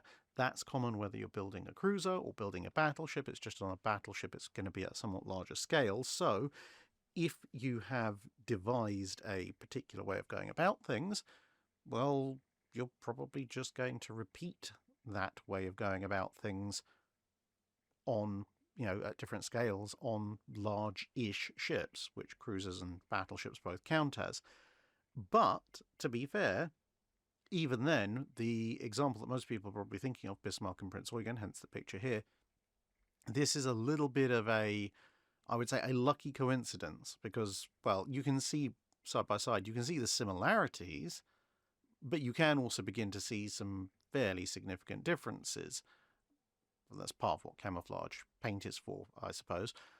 But this kind of relatively close matchup doesn't really work in any other case. I mean, the most obvious one would be the Japanese, because their heavy cruisers have 3 guns forward, at which point, regardless of whether or not the superstructure looks that similar, and to be honest, look at the pagoda mast versus the Atagos, for example, they really don't.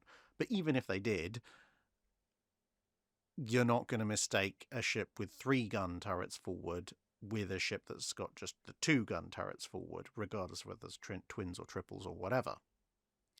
Then if you look at US ships, so let's say a Baltimore or a New Orleans compared to North Carolina, a South Dakota or an Iowa, although you are looking at 3 triples for all of those, you have quite a number of differences. The US heavy cruiser superstructure is generally somewhat more blocky than their battleship counterparts, and when you get to the Baltimores, for example, you've also got inline centerline 5-inch 38 mounts, which make things look very different, whereas the US battleships tend to have what I termed a vaguely pyramidal superstructure. And US fast battleships also usually quite distinctive because their forward superstructure with the bridge tends to be almost but not quite separate from that sort of pyramidal structure. So you have a significant step back and then up, whereas US heavy cruisers, the superstructure tends to be kind of a one-piece thing. And the funnel arrangement is also quite different. Obviously, the South Dakotas only have 1 funnel, US heavy cruisers have 2, and even the North Carolinas and the Iowas, their funnels are significantly chunkier than the twin funnels you find on US heavy cruisers. And then when you get to the British, the county-class superstructures, unless you're HMS London, don't look anything like British fast capital ships, and the counties have 3 funnels, and no British battleship has 3 funnels. Most of them only have the 1, occasionally 2. Silder and Machine Works asks, I recently listened to an audiobook of Neptune's Inferno, and also your video on Robert Lundgren's analysis of the Battle of Friday 13th. The book never really explains why Callaghan held his fire, even though the leading destroyers had radar contacts and torpedo solutions. Since he died that night, he never got a chance to explain his actions later. It seems to me that the US ships could have surprised the Japanese with a salvo of torpedoes and fire from the cruisers, but instead waited until practically point-blank range after the Japanese ships had started passing a beam of the destroyers. Why do you think Callaghan waited? Should he have given the order to fire earlier, and how would that have affected the outcome of the battle? Well, it's been the subject of a lot of ongoing debate amongst naval historians pretty much since the first full details of the action arrived in general circulation, and I'm sure it was being discussed in the US Navy even before that. Now, I have had a chat with a few other naval historians that I have great respect for, and the majority opinion seems to be that if there was a specific plan at all, it was that Callaghan perhaps appreciated that he was going up against battle cruisers, or that the Japanese formation was likely to include battle cruisers, and that his own formation didn't really have anything that could match them at medium to long range, which is, a fair assessment. The heaviest thing he's got is the San Francisco, and let's face it, a 15,000-yard duel against Hiroshima or Hiei, San Francisco is not coming out of that well. So the thought is that Callaghan's plan was to try and essentially get as close as humanly possible to the big Japanese capital ships before opening up, which would give him point-blank torpedo shots, as well as getting at least his 8-inch guns into a range where they could potentially punch through Japanese armor, as did actually happen in 1 or 2 cases. Which, I mean, I can accept that idea. It's reasonably grounded. My only concern is really with the fact that it means you have to pass through the Japanese destroyer screen first. And of course, we know historically, thanks to weather fronts and so forth, the Japanese line was a bit broken up. If it wasn't for that weather front, then the Japanese formation would have been considerably more intact, and the chances of even getting as far as they did drop off quite dramatically. And then, of course, you combine that with the fact that Callaghan chooses the biggest and meanest ship on paper for his flagship, not the ship with, the most up-to-date radar, and that puts him at a situational awareness disadvantage, because, as you noted, some of his ships did have radar locks and torpedo solutions on various Japanese ships, and Callaghan was basically unaware of most of this because, well, his ship didn't have the sensor suite to tell him that. And you couldn't exactly start doing loads of radio chatter back and forth, because then the Japanese will know that somebody is out there. And then to cap it all off, at the very last minute, he issues this truly bizarre order of, each ship to fire in opposite directions. So one ship fired to port, the next to starboard, the next to port, the next to starboard. And everybody's kind of going, where the heck has this come from? And what are these target priorities we're suddenly supposed to know? We haven't been told any of this. Help, shoot everything. And then it descends into complete and utter chaos. So I think, while it's plausible that that was Callaghan's plan, not the chaos bit, but the get close to Hiei and Hiroshima bit, if it was, then he executed it in possibly one of the worst possible ways. He got to where he got, if he was trying to do that, more by sheer blind luck than anything else, because if I'm going into a night action with a disadvantage in force and I have to get close enough to the enemy for my weapons to count, then you can absolutely guarantee, A, I'm going to be taking the ship with the best sensors as my flagship. B, I'm going to make sure there is an absolutely clear battle plan with backups instructed to everybody before we go in, because this is very much a really big roll of the dice. I can't afford for people to be looking around going, I don't know what the plan is, let's make it up. And honestly, I'd probably make some changes to my formation as well. Now, fair enough, you've got destroyers fore and aft in a line, and a line is probably one of the easier things to control formation-wise, given that the US Navy's not particularly experienced at night fighting at that point. But I definitely would change up the order of my cruisers. Either I would put Atlanta and Juno in the middle of the two destroyer formations, because ultimately they were originally designed to be destroyer flagships, destroyer flotilla flagships, or destroyer squadron flagships. They've got exactly the same guns, then I've got about the same level of durability, and unlike my other three cruisers, they have torpedoes. So, having briefed everyone on the plan, I would have put, say, Atlanta between Laffey and Sterrett, and Juno between Barton and Monson. I mean, obviously, with hindsight, you'd probably want to put both of them up front, but you don't know which part of your line is necessarily going to get the engagement. But that gives me more torpedoes to put in the water, more 5-inch gunfire, and potentially those Atlantas can really anchor the destroyer formations if we need to blast through Japanese destroyers or light cruisers to get at the big targets. And yeah, I probably would have put Helena in front of San Francisco and Portland. So Helena would then be the lead cruiser in the cruiser section of the line, partly because, hey, rapid-fire 6-inch guns, again, very good at cracking open the enemy escort formation to get at the capital ships. But also, she's got radar, and, well, I'd probably have made Helena my flagship at that point, but even if I didn't, then San Francisco could go behind Helena, and maybe we could at least communicate via, I don't know, signal light or extreme short-range radio, but realistically you want to be on Helena to know what's going on. And then the idea would be essentially your forward destroyer formation with Atlanta as flagship blasts a hole in the enemy escorts if necessary. Helena's there as the heavy backup for that, and probably ultimately to draw a bit of attention from the massive amount of gunfire she's putting out.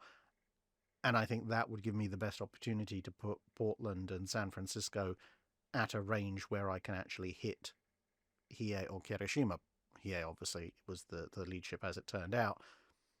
And then my various forward ships, in theory, hopefully should have a few torpedoes spare to also volley at the Japanese capital ships. And when the second capital ship shows up, obviously in that case Kirishima, if it shows up, then my rear destroyers, which hopefully will be coming through the giant hole I've blasted in through an enemy lines, should be there with fresh torpedoes even if the forward formation has run out. Killer Rabbit asks, what is your favourite maritime mystery? Well, why did the Minbari surrender at the Battle of the Line on the very eve of victory? No, sorry, wrong franchise. I think for me, probably the mysterious disappearance of the SS Waratah, as seen here. In large part because the circumstances of her disappearance fit far more with something in the Age of Sail or earlier than 1909.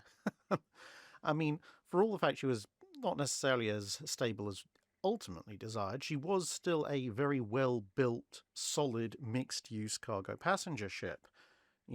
Not the kind of ship that should just vanish like that. There should be wreckage, there should be bodies. She didn't have radio, so there wouldn't have been a distress call. But, something you would think would be around as a sign of her. Granted, occasionally people have claimed to find bits and pieces of wreckage, but nothing I think has ever been substantiated about her. But for reference, for those of you who haven't heard about her, she was off the coast of South Africa in 1909 when a big storm blew up and just vanished clean out of the air. No one ever saw her again. Few speculated sightings of what might have been her before she sank, obviously. But again, nothing confirmed. No wreck's ever been found. And I think the almost sheer implausibility of a ship that big and that well just completely vanishing off the face of the planet with nothing ever found afterwards, plus the fact that the seabed conditions off South Africa do make it relatively unlikely that the wreck is just going to be found sitting there, and even if it is found sitting somewhere, it's unlikely to be where it actually originally landed. The whole thing's fascinating for me. What happened to it? Where did it go? Why did it sink? What force sank it? Personally, my suspicion is on really big waves, because one, storms off of the Cape and that area are no joke, And on top of that, because of the confluence of Antarctic waters, the Atlantic and the Indian Ocean, you can get some seriously, seriously monstrous rogue waves. So it wouldn't surprise me if she was just overwhelmed by one or more massive rogue waves clean out of nowhere. But yeah, there's so little concrete evidence to go on. Jesus Hinojosa asks, what was the significance of SMS Magdeburg's grounding in the Baltic Sea in 1914 and its subsequent boarding by the Russian Navy? The key significance to it was that it was part of the beginning of the end for German encryption in World War I, because when Magdeburg was grounded, a couple of Russian cruisers showed up, and they managed to get aboard the ship before everything could be destroyed, and they captured several copies of the Kaiserliche Marine's codebook, as well as a key, because the Germans, to be fair, had a slightly better system than just using the codebook. So what they would do is use a very simple cipher, one that's pretty easy to break, which would be, take your message, and then you do what's called a substitution cipher. So, for example, the letter A is just replaced with the letter M. The letter B is replaced with J, and so on and so forth. So that generates a message that's actually looks like complete gibberish. You then encode that message using the codebook and transmit it. And then at the other end, the person receiving the message knows what the cipher is. They have the codebook, they decode the message, they go, okay, here's a bunch of letters and numbers, then apply the cipher, now they get the message. Great, fantastic. Of course, the substitution cipher is relatively easy to break, but the advantage of it is that if someone just has access to the codebook or breaks your code and they're trying to decipher your messages, well, they'll decipher a message and they'll go, well, this doesn't make any sense. And unless they realize that the encoded message has also been ciphered, they're going to think they've decoded it wrong and they need to find some other way of decoding it, which might then put them on a false trail. But in any case, the Russians then turned around to the British and said, hey, we've got 3 copies of the German Navy's main codebook. Would you like one? And the British said, yep, we definitely would. Thank you very much. And then now that they could decode the messages that were being sent, they just had to work on breaking the various ciphers. And once they'd done that, they were able to read an awful lot of German naval radio traffic without too much problem. And of course, that would lead to all sorts of shenanigans where the British would show up in places the Germans really thought they probably shouldn't be. Physical removal enthusiast asks, did any other navies than the Germans use generals' names as ship names? And if not, was it because of inter-service rivalries? Yeah, a number of other navies did use generals' names at various points, usually because the general in question was so well known within the nation in question that they were more of kind of a national figure rather than a specifically army figure, if you get what I mean. And then once that name had been in use, assuming the ship did relatively well for itself, or at least didn't do spectacularly badly, it then became an established ship name and would go on to be used by other ships. So, for example, this is the British ship HMS Duke of Wellington, which, of course, is named after a land general, the Duke of Wellington. And there'd be various other British ships named after generals. I mean, Iron Duke is just another way of saying Duke of Wellington, but it is a separate name after all, I suppose. Then you also have HMS Marlborough, named after the Duke of Marlborough. And even just dipping into pre-dreadnoughts, you have the Caesar and the Hannibal, both named after land generals, albeit not British ones. The French have named several ships Napoleon. Richelieu was not really that much of a mariner. And in the more modern times, of course, the US has a ballistic missile submarine named after General Marshall. And cheating a little bit, but you also have the Eisenhower CVN-69, which, yeah, it's stretching it a bit because Eisenhower was a general, but I think he's got the carrier more because was a president than a general. Also, a number of troop transport ships and so forth tend to get named after generals in the US Navy. So yeah, it's definitely a thing in various navies. It's just not a primary thing in quite the way that the Germans really like going for it. Chief Eyeroll asks, a follow-up to the naming scheme question in Drydock 344. What are your favourite ship names or themes of non-navy, possibly pirate or privateer ships? Are there any cruise or merchant ship naming conventions that have likeable sets of names for you? Well, old school stuff, the old White Star line was quite amusing for me because, of course, they wanted everything they owned to end in IC, in IC, hence Titanic, Olympic, Britannic, Carnatic, etc., etc., etc. And it just amused me as time went on, as you could kind of almost see them desperately trying to find more and more suitable names that all end in IC, which was quite funny. In more modern times, I'm partial to the Cunard ships, mostly because I really don't like the naming convention that a lot of lines, both cruise and merchant, have, of just sticking their company name as the first bit of a ship's name and then adding some extra bit to it.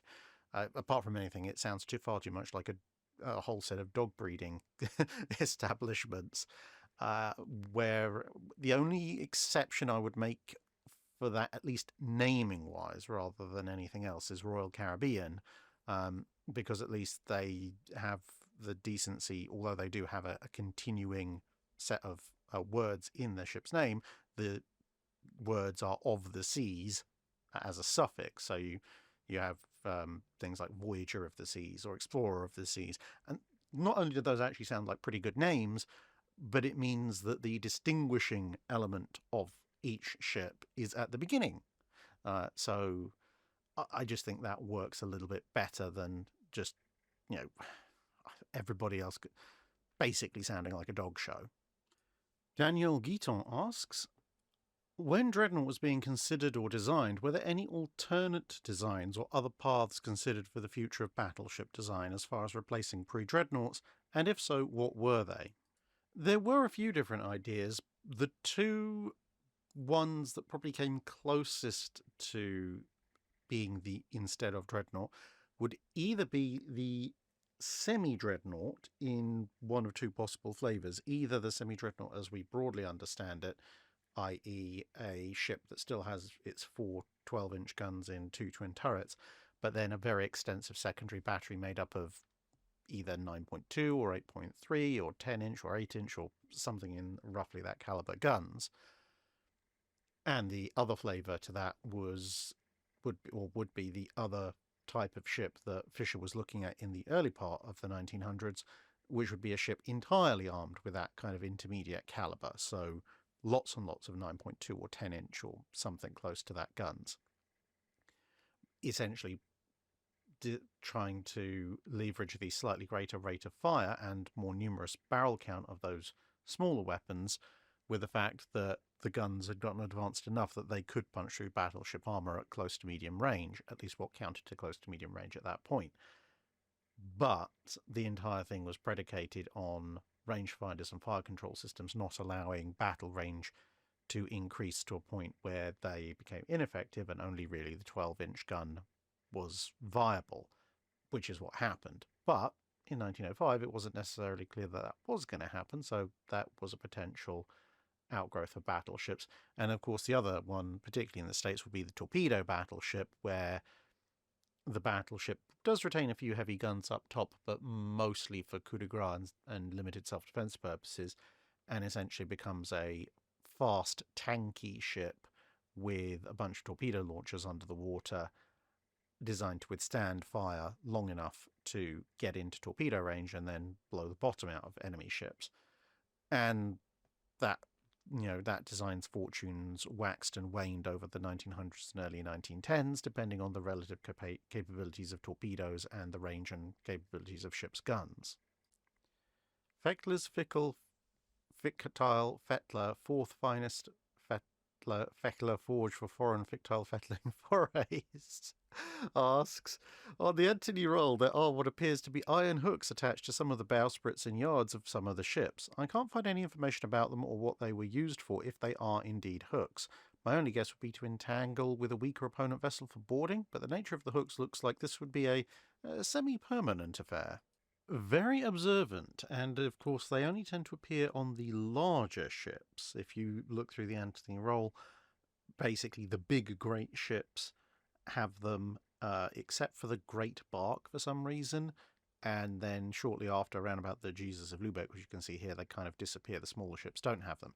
So these are called sheer hooks, and if you see some of the ships, particularly like the Mary Rose, they also appear to have a big four-pronged hook hanging from the bowsprit. That's a grapnel. The idea seems to be with that to basically ram the ship's bow aboard an enemy ship, which would make sense considering the forecastle's quite a high fighting platform and projects forward, and then you drop the grapnel, and obviously that locks the ships together. But the idea of these hooks on the yards, and in this case on the bowsprit, these are called sheer hooks, and they're described by period sources as great iron sickles, always kept sharp. And the idea was sort of to entangle with a weaker vessel for boarding, but not permanently, as you might suggest from the description of being sickles and kept sharp. The idea was, yes, that the hooks would entangle the enemy rigging, but that the natural movement of the ship would then allow them to cut through the enemy rigging, thus rendering the enemy ship literally powerless, because obviously if all the rigging gets cut, or at least a good chunk of it, then at the very least the sails might become uncontrollable, and if you're really, really lucky, you might cut enough of the rigging that some of the masts start to topple as well. And of course a dismasted or at least unsailed enemy is relatively helpless for you to be able to then choose the best approach to shoot them a lot until there aren't that many men left, and then board and capture them. But given the fact that they appear for a little bit and then disappear relatively shortly after the Tudor period, it seems they perhaps weren't quite as effective as their designers thought they would be. Paul from Chicago asks, does inclining a belt versus the angle of incoming shot have a double effect? For example, a belt on Iowa is inclined. If an incoming shell to Iowa is also coming in at a 30-degree aft angle, is the belt more effective from both the incline as well as the angle? Or put differently, is the belt of the King George V functionally just as effective without being inclined due to most shells being angled as they impact the ship, as most shots don't come in from perfectly perpendicular? Well, you've actually hit upon one of the major issues why penetration tables are only ever going to be a rough guide to what's going on, because unless you have a fixed inclination internal belt, which some ships do, then if your armour is attached to the outer hull, as with the King George V, as you can see here, the angle of your belt varies. So the King George V is traditionally held to have a vertical belt, but as you can see, as I pointed out a few times before, at the aft end here, for example, that's a fairly steep angle on our good old King George V's armour belt there. And, of course, the hull is curved, so assuming again that your armour's following the hull, even a shot that is technically speaking perpendicular to the ship may not be perpendicular to the armour, and then you have the angle armour itself, and then you have, as you said, shells that are coming in at an angle separate, that's not perpendicular, so it might be, as you said, 30 degrees off angle or something like that. And therefore, the precise angle of impact and therefore the effective thickness of the belt is going to change based on all of those factors, and that's completely disregarding the range. So you could have 6 shells shot from exactly the same range, but if they're coming in at a series of different points on the ship where the armour is at different angles, the hull is at a different angle relative to you, and the shots may be at a different angle of to the ship relative to where the firing ship is, and so you have to look at, well, what is the penetration calculation assuming for your gunnery table? Is it assuming a perpendicular hit? Does it account for the fall of shell? Is it perhaps a table that suggests you might be firing at a 30-degree off angle? Some of them did. And obviously, that table versus the actual factors, you might get a belt that completely resists the hit. It might be partially penetrated. It might be damaged but not penetrated. It might reject the shell entirely. And even though the table says you will or will not get penetration. So for any incoming shell, if you truly want to calculate precisely whether or not the shell's going to penetrate, and let's face it, realistically, this only really matters if you're trying to do something like a reasonably realistic computer game or something like that. Because if you're looking at real-life examples, the chances are you're never going to know those exact angles precisely, or certainly not all of them. So working out whether a hit in a particular location is going to go through or not is very difficult. You might as well at that point use gunnery tables because it'll give you at least a rough idea. And obviously if the penetration value is well in excess of the belt thickness, then you've got decent chance. But for computer simulations, be they for research or for games, it is actually quite a useful thing to do.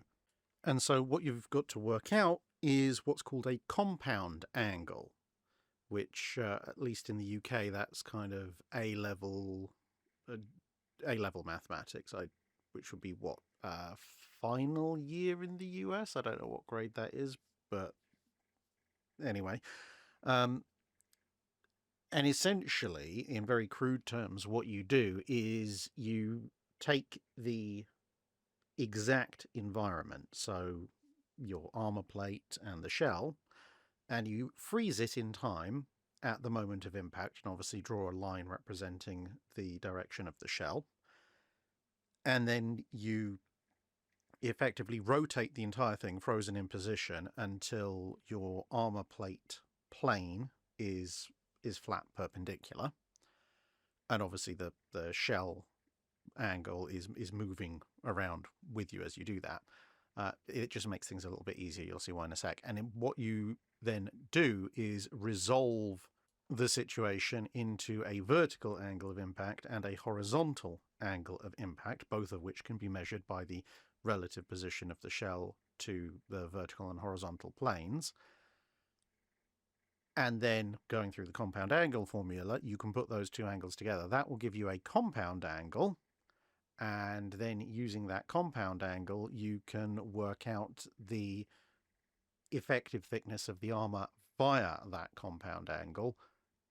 And that will then give you exactly how much apparent armor the shell needs to pass through. You can also do this by working out the effective thickness of the vertical component and the effective thickness of the horizontal component, and then doing further calculation steps that way. But essentially, for the purposes of simple mathematics, in many cases when it comes to measuring forces and things like this, it's usually much easier to break things down into a vertical and a horizontal component, resolve those separately, and then combine them to come up with the true indication. Now, inclining the belt versus a shot that's coming in not perpendicular to the ship, the inclination of the belt, generally speaking, doesn't have a huge amount of effect on that offset, except for the fact that when you're working out the compound angle, because with an inclined belt you'll have the angle of fall and the angle of the belt adding together for your vertical component, then obviously when you combine that with a horizontal component, that's going to increase your compound compound effective thickness considerably more than if you just had a flat belt, for example, a vertical belt. In fact, I think perhaps with diagrams and a 3D model or two, there may be an entire naval engineering video going into explaining the exact mechanics of that, because I appreciate, unless you're really good at visualizing mathematics and mechanical concepts, it may be a bit difficult to follow just listening to it being described verbally. Ash the Lego guy asks, what were the costs for the design phase of a capital ship? I know the answer would vary widely on the era and type of ship, but for something like a World War II fleet carrier or interwar heavy cruiser, how much of a ship's total cost would be sunk into the design and possibly redesign phases, and are records of that even kept? Yes, records are kept. However, Unfortunately, even for something as relatively specific as a treaty-era heavy cruiser or a World War II fleet carrier, the development cost question is highly, highly variable because, well, let's look at some situations. And, well, for a start, let's point out that sometimes certain specific development costs may be included in a class's design and development budget, or may not, depending on the accountancy practices of the Navy in question. But if they were going to be honest about it all, let's say, for example, take the Kent class or county class heavy cruisers. And I use Kent and county specifically for a reason. So those is effectively a clean sheet design. Britain has not had a 10,000-ton 8-inch armed heavy cruiser before. It hasn't had twin 8-inch guns before. Certainly not ones with a 70-degree maximum elevation. It's a whole new thing, whole new hull form as well, actually, for that matter.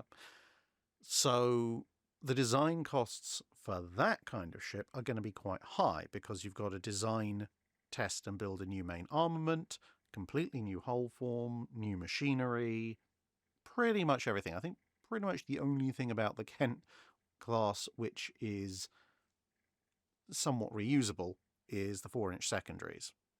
Even the torpedoes and their launchers are somewhat new. Whereas as you move forward through the county class and you're designing the 2 subsequent subclasses, most of the work has now been done for you. So the development for those, changes in armor and some of the upper work stuff, those bits of design work are going to be considerably easier. And even if you're going beyond just subclasses, if you look at the US Navy, for example, the New Orleans class, although they have some experience with the Pensacola's and the Northamptons and so forth, the Pensacola's are still a fairly new, fairly clean slate design. So they know roughly how to build a 10,000-ton heavy cruiser, but now you've got your new design, triple turrets, three of them. You've got very extensive aviation facilities, new hull form, new armor layout, etc. So the design costs of designing a New Orleans probably not going to be quite as high as designing a county of the Kent subtype, but still fairly high. Then you perhaps have something like the Baltimore class, which is a reasonably clean slate design, but is drawing quite heavy influences, as I've mentioned in the video on the Baltimore class, from things like the Clevelands and some lessons from the Wichita. So that's going to reduce things yet again. And then you look at fleet carriers. So, for example, with let's go back to the British and their carriers. When you have Ark Royal built, she's the first large, full-scale, full-purpose fleet carrier the British have designed, and as part of her development, you get the 4.5-inch secondary. When it comes to developing the Illustriouses, just focusing in on that gun, the gun development's already been done, so that's no longer a cost item for designing those ships, but designing the pancake-style turrets for it is an additional cost because those weren't present on the Ark Royal. And then when you're designing the Implacables, you've got the development of the pancake turrets done, but you're slightly readjusting their mounting position. So there's a separate cost there, but it's going to be less than there was for the development of the secondary battery of the Illustriouses, and that in turn is going to be slightly less than the total development for Ark Royal. So essentially, I think what I'm trying to say with all of that is it very much depends on how much are you inheriting from previous designs, whether it be by class or by subclass. If you're having to completely clean slate the hull, the armor, the weapons, the hangar, in the case of aircraft carriers and so forth, then it's going to be much more expensive than if you start porting over pre-existing stuff.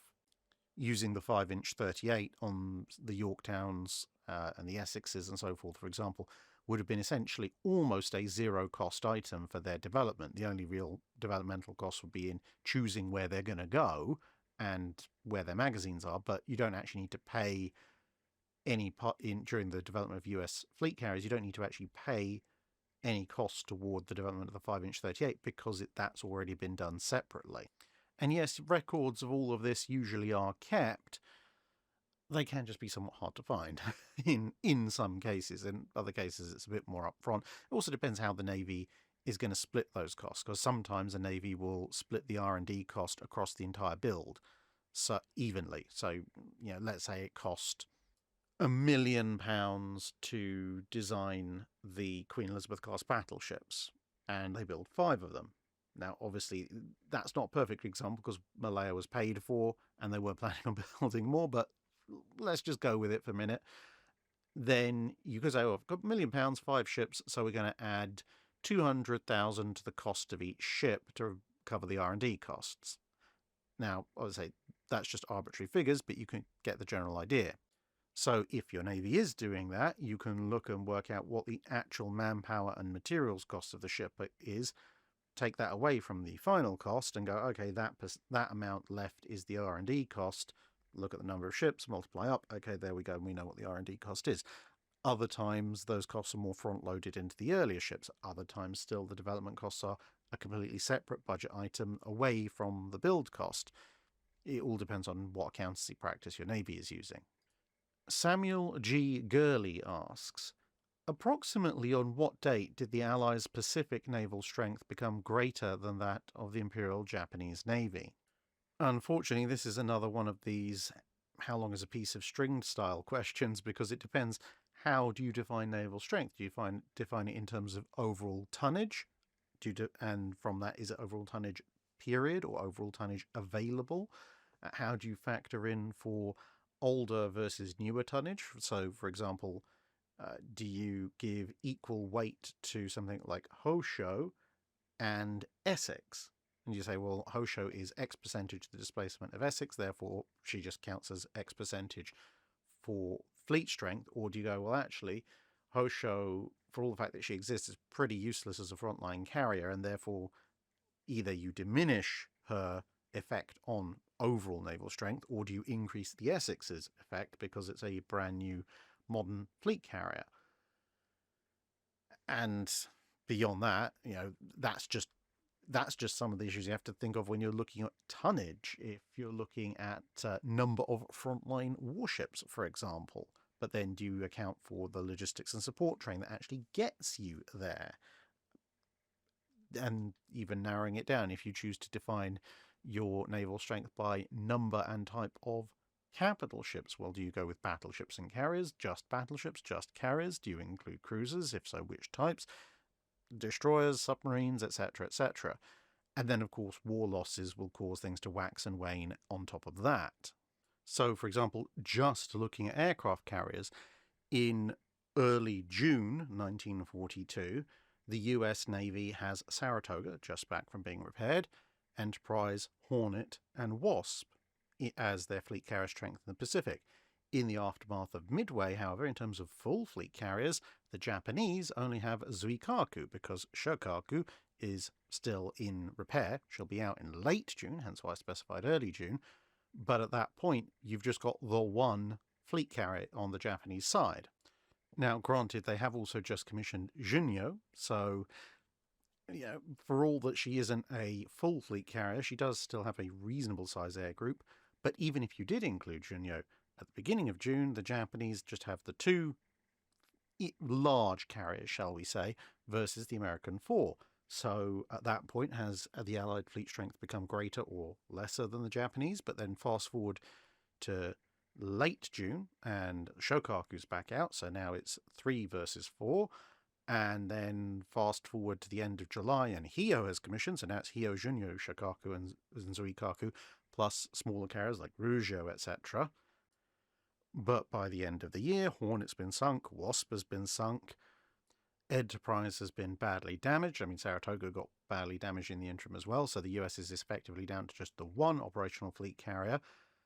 And the Japanese still have Junyo and Zuikaku around. Now, Shokaku and Hio are also still around, but they're both under repair. But that puts the Japanese back up at a 2-to-1 immediate advantage, and technically, if once Shokaku and Hio have been repaired, 4-to-1 or 4-to-2. But then as 1943 rolls on, you start to see the Independence class commissioning, you start to see the Essex class commissioning, Saratoga and Enterprise are both patched up. The Japanese are bringing along smaller carriers as well as completing Taiho, but, you know, and this is just aircraft carriers. So in aircraft carrier strength terms, I think you could probably say that the Allies definitively start pulling ahead of the Japanese in early to mid-1943. But then when you factor in things like cruisers, destroyers, battleships, and then, of course, you make allowance for older ships, newer ships, in action, damaged, etc., it all becomes a bit of a moving variable target. But if I was going to identify a broad area, I would say probably something like May or June 43 would be when I would confidently say that the Allied forces in the Pacific have a noticeable advantage over the Japanese. At least in terms of overall ships and ship capabilities, not, of course, counting air group capabilities and so forth. Baron von Faust asks, could you shed some light on some of the interwar experimental British destroyer weapons, such as the .661 multiple machine gun, the 5.1-inch 50, and the 60-degree elevation mount for the 4.7-inch 45? Sure, so not a huge amount of information has survived about the .661, but one of the bits of information that has survived is, as you can see here. So at the top, you have a 50 caliber Vickers round. So for those of you who are more familiar with the 50 caliber Browning, it's not too dissimilar. At the bottom, you have the Oerlikon 20mm round, and in the middle, that is a .661 caliber machine gun round. Yeah, it's pretty darn big, and as you can see, the cartridge is actually slightly larger than the one for the 20mm Oerlikon, so it's firing its bullet at incredibly high velocities. Now, the idea of this was that in the mid-1930s, Vickers and the Royal Navy had appreciated that 50 cal mountings probably weren't going to be that effective against aircraft for very much longer, if they were still effective at all. And so they decided they needed to step their game up a bit. And so they came up with this, the .661, which is just under 17 millimeters. So that's why it's so close to the 20mm Oerlikon. It's actually very close in caliber. And they adapted the existing pom-pom mountings to come up with a multiple machine gun mounting. By all accounts, it very closely resembled a pom-pom mounting, except it had 6 of these .661s in 2 rows of 3. So a sextuple mounting. That would have put out a fair amount of fire. However, there was one disadvantage with the system, which is that although it's probably the biggest solid machine gun round that I'm aware of, it is still firing solid rounds. And it's so close in overall ammunition size to the 20mm Oerlikon that when they decided they were going to go with the 20mm Oerlikon, although the gun itself was somewhat larger, so you couldn't make sextuple mountings out of it, one of the big differences was, of course, the 20mm Oerlikon round was explosive. So while being hit by a .661 machine gun round was not do good things to your aircraft, being hit by a 20mm Oerlikon explosive round would do even worse things. And so they dropped development of the .661 in favour of the Oerlikon. Now, as far as the 5.1-inch 50 is concerned, if you look very carefully on early 1930s photos of HMS Kempenfelt, like this one here, you'll notice something slightly different about the superfiring B mount compared to the forward mount. That's because she's mounting the experimental 5.1. This was yet another attempt by the Royal Navy to come up with a particularly heavy dual-purpose gun. As I've discussed previously, when it came to dual-purpose guns, the Royal Navy really wanted to get a good anti-surface weapon that was also good against anti-air, as opposed to some other people's dual-purpose weapons where they went mainly for a good anti-air weapon that happened to be good at anti-surface stuff. And the 5.1 was one of many attempts, as I said, in the early 1930s to do this. Potentially could have been the armament for Britain's aircraft carriers as well, instead of the 4.5. But as it turned out, the whole thing foundered mostly on the ammunition being single piece, so the shell and the cartridge came as one unit, whereas obviously those of you who have perhaps seen a 5-inch 38 know that that ammunition comes as a shell and a cartridge separately that you put together in the gun. Now, theoretically, one-piece ammunition is a little bit quicker and easier to load, unless you do it on too big a gun, in which case the combined weight is now very difficult to manhandle, which was the case with the 5.1-inch ammunition, and that was basically the death knell of the project. They, for whatever reason, didn't want to do two-part ammunition, and so they had to settle for a smaller weapon with a smaller round. And then lastly, the 60-degree elevation mount for the 4.745, well, that was an attempt to move the 4.7 in, well, not entirely into the realm of being completely self-defense capable, but more into the realm of being able to defend yourself against aircraft attack as opposed to defending another ship from air attack. But it founded on much the same reasons as most attempts to get the 4.7-inch into a high-altitude mounting founded, which was simply the fact it was basically a little bit too powerful a gun for full elevation anti-aircraft mounting without a serious increase in weight, which could have then obviously compromised the stability of a ship and possibly resulted in having fewer guns.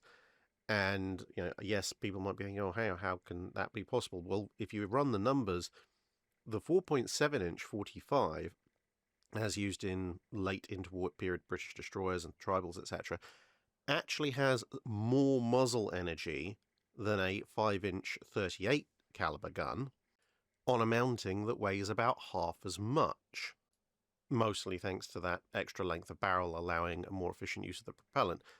But of course that means more recoil, and if you've got more recoil on a lighter weight mount, that can cause some fairly big problems. You need to allow the gun to recoil considerably more to not break stuff, and the higher you elevate it, well, soon enough you're going to end up with the breech of the gun smashing into the deck, and then you have to strengthen the mount to reduce recoil length or make the mount taller and all sorts of things, and it just doesn't work unless you massively increase the strength and therefore the weight of the mount, and that runs into the weight issues that I mentioned earlier. Because the all-up weight of a 4.7-inch gun and its mounting was around about 12 tons. The all-up weight of a single 5-inch 38 mount, typical destroyer mount, was about 18 to 20 tons and possibly slightly more. So yeah, if you put a 4.7-inch gun in a 5-inch 38 mounting, it would probably be fine, and you get the high elevation. But if you take a late interwar destroyer like an I-class, for example, with 4.7-inch guns, and you swap the mountings out for a mounting that's roughly the same weight as a 5-inch 38, you're adding about 2.5% to the total mass of the destroyer, and that's high up weight, about an extra 32 tons. And, well, the Royal Navy couldn't afford that on the way it had designed its destroyers. John McCarthy asks, long ago I read a textbook on optics by the German physicist Arnold Sommerfeld, I think. He mentioned that during World War II he had worked on radar-absorbing coatings for U-boats. How widely were such coatings applied and how effective were they? By the mid to late period in the war, Germany had two types of radar-absorbing coatings which they could potentially use on submarines. One was made by IG Farben, IG Farben, but it was not really suitable for deployment on U-boats because it could only be made in solid sections, and those sections had to be either flat or following a regular curve. So it wasn't really possible to put them on submarines, which obviously have complex curves for their shape, even though ostensibly it was quite effective. The other option was called Tarnmatter, or camouflage mat, essentially, and you can see it here on the snorkel of this U-boat. This was a rubber-based compound with iron oxide in it, and as you can see, it could be applied essentially as a paste, so it could fit to almost anything. And this was still fairly effective, but it was limited in that the effectiveness of it, basically what frequency of radar it worked against, depended on how thickly you applied it. And in the thickness that the Germans applied it, it was reasonably effective against ASV Mark III, which was a British air-to-surface radar that was based loosely on the H2S ground air-to-ground radar that the RF was using over Germany. But as you can see, it was only ever applied to the snorkel for multiple reasons. I mean, it added a fair bit of weight. It was a radar-reducing coating, as all stealth coatings are. It didn't eliminate the radar return. So, yes, you could coat a conning tower in it in theory, but its level of effectiveness would mean it would probably still be spotted because the effective radar return of the conning tower would still be greater than that of an uncoated snorkel. An ASV Mark III could pick that up no problem. And of course, being a rubber-based compound applied and let to set on something like a snorkel, it would of course also potentially degrade and be worn away in sea conditions. Now, on a snorkel, you could protect against that to a degree by keeping the snorkel obviously inside the submarine's casing unless you're actually using it, at which point it's mostly above the water. Whereas if you tried to stick that on the rest of the submarine, it would wear off or degrade fairly quickly. And while it was, as I said, pretty effective against ASV Mark III, as I also mentioned, its effectiveness against a specific frequency depends on the depth of coating, and the problem that the Germans faced was that basically every British ASV radar, that's air surface vessel radar, worked on a different frequency. So if you had an aircraft flying around with ASV Mark II or ASV Mark VI or any number of any other ASV variants, the Tarn matter wouldn't actually really help against those because their pulses were running on a different frequency. Sworn brother of the Ballistic Order of St. John Moses Browning asks, "Congratulations on becoming a dad. Thank you very much. I have a question related to future activities with Mini-Drach, specifically around model shipbuilding, which my kids have also taken an interest in. I'm working on the Alabama BB-8 of Great White Fleet vintage, as well as the USS England, the Arizona, and the San Francisco. Each kid picked a ship that they want, and being Americans, we naturally gravitate towards American ships, but Hood is also on my to-do list. Do you have any plans for similar collaborations with Mini-Drach in the future, and if so, which ships do you have in mind, and what would be your recommendations for a little girl or boy's model ship?" Well, obviously, to a degree, it's going to be up to Mini-Drach, what's of interest as time goes on, but based on my experience as a kid, and therefore obviously what I plan to also do in the future, I would start off with, shall we say, the more durable model ship types. So, for example, this Duplo pirate ship, because this also has the advantage of being able to float in the bath, which is always a big win, I tend to find. Then you could potentially move on to the Lego ships. The older school Lego ships have a little bit more problem floating, but some of the newer ones, it's kind of a catch-22 because the hulls tend to be one piece or two or three big pieces, which does make them more watertight and more capable of staying afloat, but it somewhat diminishes the joy of actually building the ship from scratch, as the old pirates and so forth used to be back when I was a kid. And then once you get to about the age of 5 to 7, I would say, again, based on my experience, my grandmother used to buy me wooden model ships, fairly basic ones. The hull was pretty solid. I mean, one of the potential hazards when I was a kid was if my younger brothers annoyed me enough, you could actually administer a fair old beating with basically a good chunk of wood with some white paint on it. But you did have to be careful because there was masts and rigging on there, and they could be more easily broken. But also, being wood, they're somewhat easy to fix, and obviously the models are relatively nice and chunky. So I've still got a bunch of those little models, little fishing smacks and sailboats and so forth. And then once they've got to an age where they can be safely entrusted with things like super glue or liquid poly under supervision, so for me that was around age 9 or 10, but obviously depends on each child, I would probably then go for probably a random grab bag of larger ships in the 1 to 600, 1 to 700 scale range, mostly because those are big enough, at least in terms of the hull and the major superstructure elements, for a kid of that age with decent dexterity to reasonably put together. But they're also small enough that they're not going to break the bank. They're sort of 10, 15, 20 quid models. And inevitably, obviously, a kid that age is not going to put them together entirely correctly. They may leave out some of the smaller bits. They may end up getting broken, so don't invest too much in that. Although, with that said, until very recently, I actually had my very first Airfix kit, which my grandmother bought me when I was 8 for ships, which was HMS Fearless, the landing ship from the Falklands War. I may still have it somewhere. I know I had it until at least a year ago or so. And then if they still do have an interest, then obviously you can progress on to slightly more complex kits, or smaller ships in that scale, or bigger kits, which are obviously a little bit more expensive but have more detail. At some point, almost everyone's going to build the Snowbury because it's almost a rite of passage. And of course, you've got to take into account display and storage, because 1 to 600, 1 to 700, or potentially even smaller ships, somewhat easy to store and display or pop away in boxes carefully. If you go much larger than that, you've got to make sure you've got somewhere to display them,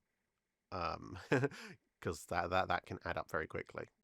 Griffin Matul asks, which naval warships throughout history had the worst armament layout, both ergonomically for the crew and tactically for combat operations, even within the context of the period that they were designed and or built for? Well, there's an awful lot of choices, and much as I was tempted to point to things like the German 5.9-inch destroyers, the gun layout on them wasn't that bad. It was more the gun itself and the ridiculous top weight that entailed. And similarly, the King George V's layout for the 5.25s wasn't awful. The cylindrical 5.25-inch mount was incredibly cramped. So again, not layout, more the gun. I think if I had to pick any single layout that was probably pretty terrible, then I would go for the mid to late 1860s and early 1870s turret ironclads. This is HMS Monarch, but you can choose almost any of them. And, well, look at it. It should be fairly self-explanatory. You've mounted heavy gun turrets, and we're talking about, coal-style turrets, so these are hefty old things, high in the ship, so affecting the ship's stability, limiting how much armament you can have. And then, well, you've got these sucking great masts fore and aft, and you've got this hurricane deck above, which, if it's hit, could collapse and onto the turrets and jam them. At which point, what exactly are your arcs of fire again?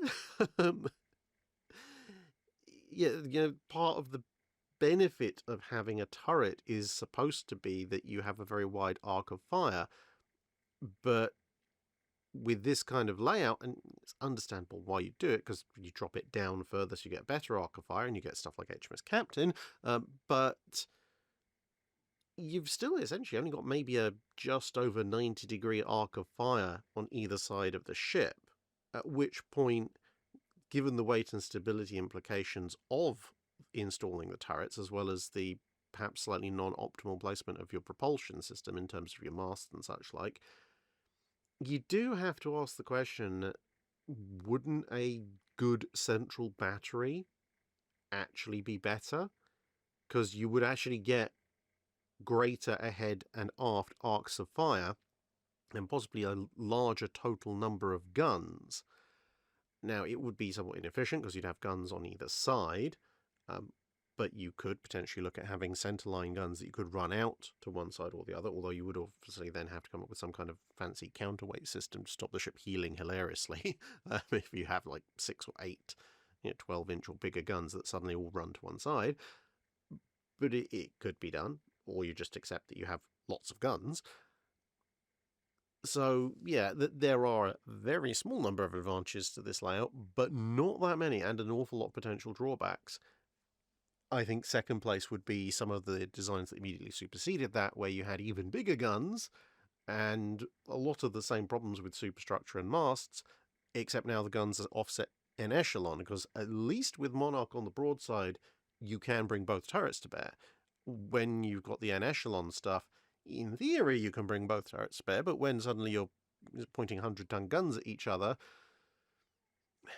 and they're short-barrel ones at that, do you really want to be firing one of those things cross-deck? You're liable to do a considerable amount of damage to yourself in doing so, and far more than N-echelon cross-deck firing issues had when you're talking about the 1900s and 1910s, because at least then you were using 45 caliber or longer weapons, and at least most of the muzzle blast at that point was going over the side of the ship. It wasn't just being blurted out amidships onto the centerline and opposite side of the ship.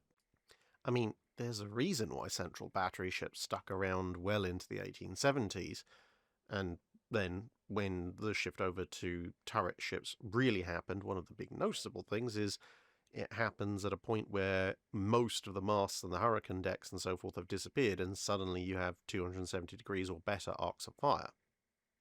Andre de Coult asks, following up on taking 3 shells versus taking a long lance in Drydock episode 262, could you please discuss in more detail the flaws and weaknesses in the torpedo defense system of the Yamatos and Iowas respectively? Okay, so with the Yamato there are 2 flaws, one of which is common with the Iowas, so I'm going to address the one that's not common and then we'll look at both. So the first flaw with the Yamatos, and to be fair, the Japanese knew this was potentially a flaw, is that the conventional system was liquid, void, or void, liquid, void, basically layers of liquid and void. And as I've explained before, the idea is that the void layers allow an explosion to spread out, and therefore, its power is reduced, whereas liquid layers transmit shock much more effectively. But the liquid layers absorb fragments, both from the torpedo and from the outer shell that are being driven in, and mitigate the power of the blast that continues on. So it's a series of defensive measures. But as you might be able to tell from this diagram, the Japanese didn't have any liquid layers. They just had a series of heavy void layers, which would dissipate incoming torpedo explosions quite effectively, but didn't really absorb incoming fragments or direct shock transmission. And that was part of the secondary flaw. Now, as I said, the Japanese did know that this was potentially an issue, and they accepted that as a non-optimal torpedo defense system because by having a huge amount of void space, obviously it meant you had more buoyancy to start with, but it also meant that on a ship the size of something like Yamato, you also then had a lot of capability for counter-flooding. So, yeah, you might have a big section of your torpedo defense system, void section, flooded, but if the entire torpedo defense system is voids, then you can flood specific compartments on the other side of the ship and even out the effect. And being such a large ship, in theory, the impact of any one torpedo shouldn't be too compromising to the ship overall, so just counter-flooding a little bit to stay on a roughly even keel, and you could continue onwards. So it's a trade-off. The problem that they both share to varying degrees is to do with their armor layout. Now, you can see in Yamato's case, the main armor belt is inclined, and then you have a thinner belt that continues down further into the ship. And it has to continue into the ship and behind much of the torpedo defense system because of that inclination of the belt. And you can see here with the North Carolina and South Dakota class, you have a similar situation. The South Dakota class, it's fairly obvious. This is kind of repeated on the on the Iowa class, not the Yamato class. And with the North Carolinas, as I pointed out before, they did introduce a 3-inch strake of armor below the main armor to address the possibility of diving shells, and that's what all this very low down armor is supposed to address, the problem of diving shells. On the North Carolina class, the 3-inch strake was present abreast the magazines, basically because when the US Navy did model tests, they identified exactly the problem I suspect killed Hood of when in this case the North Carolina class's hull was moving at top speed. Oh, there's a couple of big permanent troughs abreast the magazines. This is not a good thing. we need to stop shells that might otherwise then duck under the main belt. But anyway. And fundamentally, when it comes to absorbing an explosion as powerful as a torpedo warhead's, and bear in mind, obviously, a torpedo warhead explosion is confined by the water that it's in, so it will try and take the path of least resistance, and that means into the ship, because even through steel, a ship's mostly hollow structure is far less resistant than incompressible water. Now, obviously, there is a certain degree to which the water will be pushed out, and some of the explosive force will be vented upwards. That's why you get the big plume of water. But the path of least resistance generally is to blow through the ship. So to absorb that, obviously, you have your torpedo defense system, to, as we just explained, to spread out and absorb the impact. The problem is that while you're diminishing this explosive force, the best way to do that is to have an elastic system.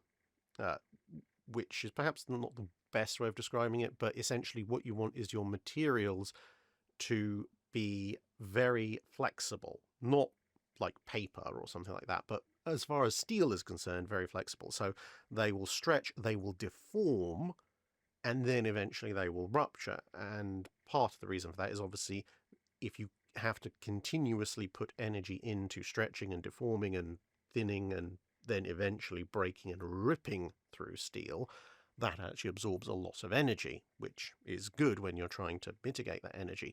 Whereas if you have a rigid surface, because the shockwave will then take the path of least resistance, the explosive force will essentially try and go around it, in crude terms. And when it finds a weak spot to go around, then all that explosive force that was hitting your big flat rigid surface is now basically funneling itself around and is actually concentrated, and that can cause some major problems as it rips through the weaker point.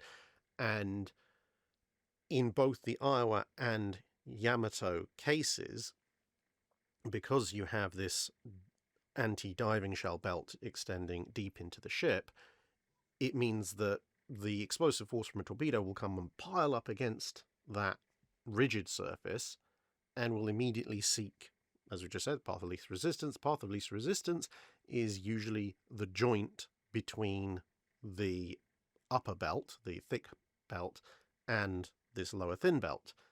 In Yamato's case, that was a riveted, which also really didn't help.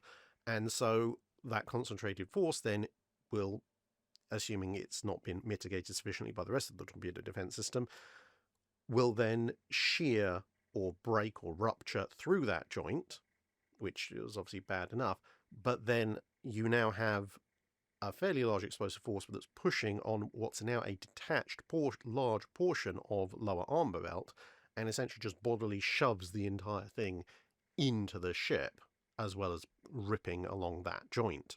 And this is as opposed to a more conventional system where you would continue to have further, more distortion-prone bulkheads going back towards your final readout before you reach the machinery spaces or the magazines.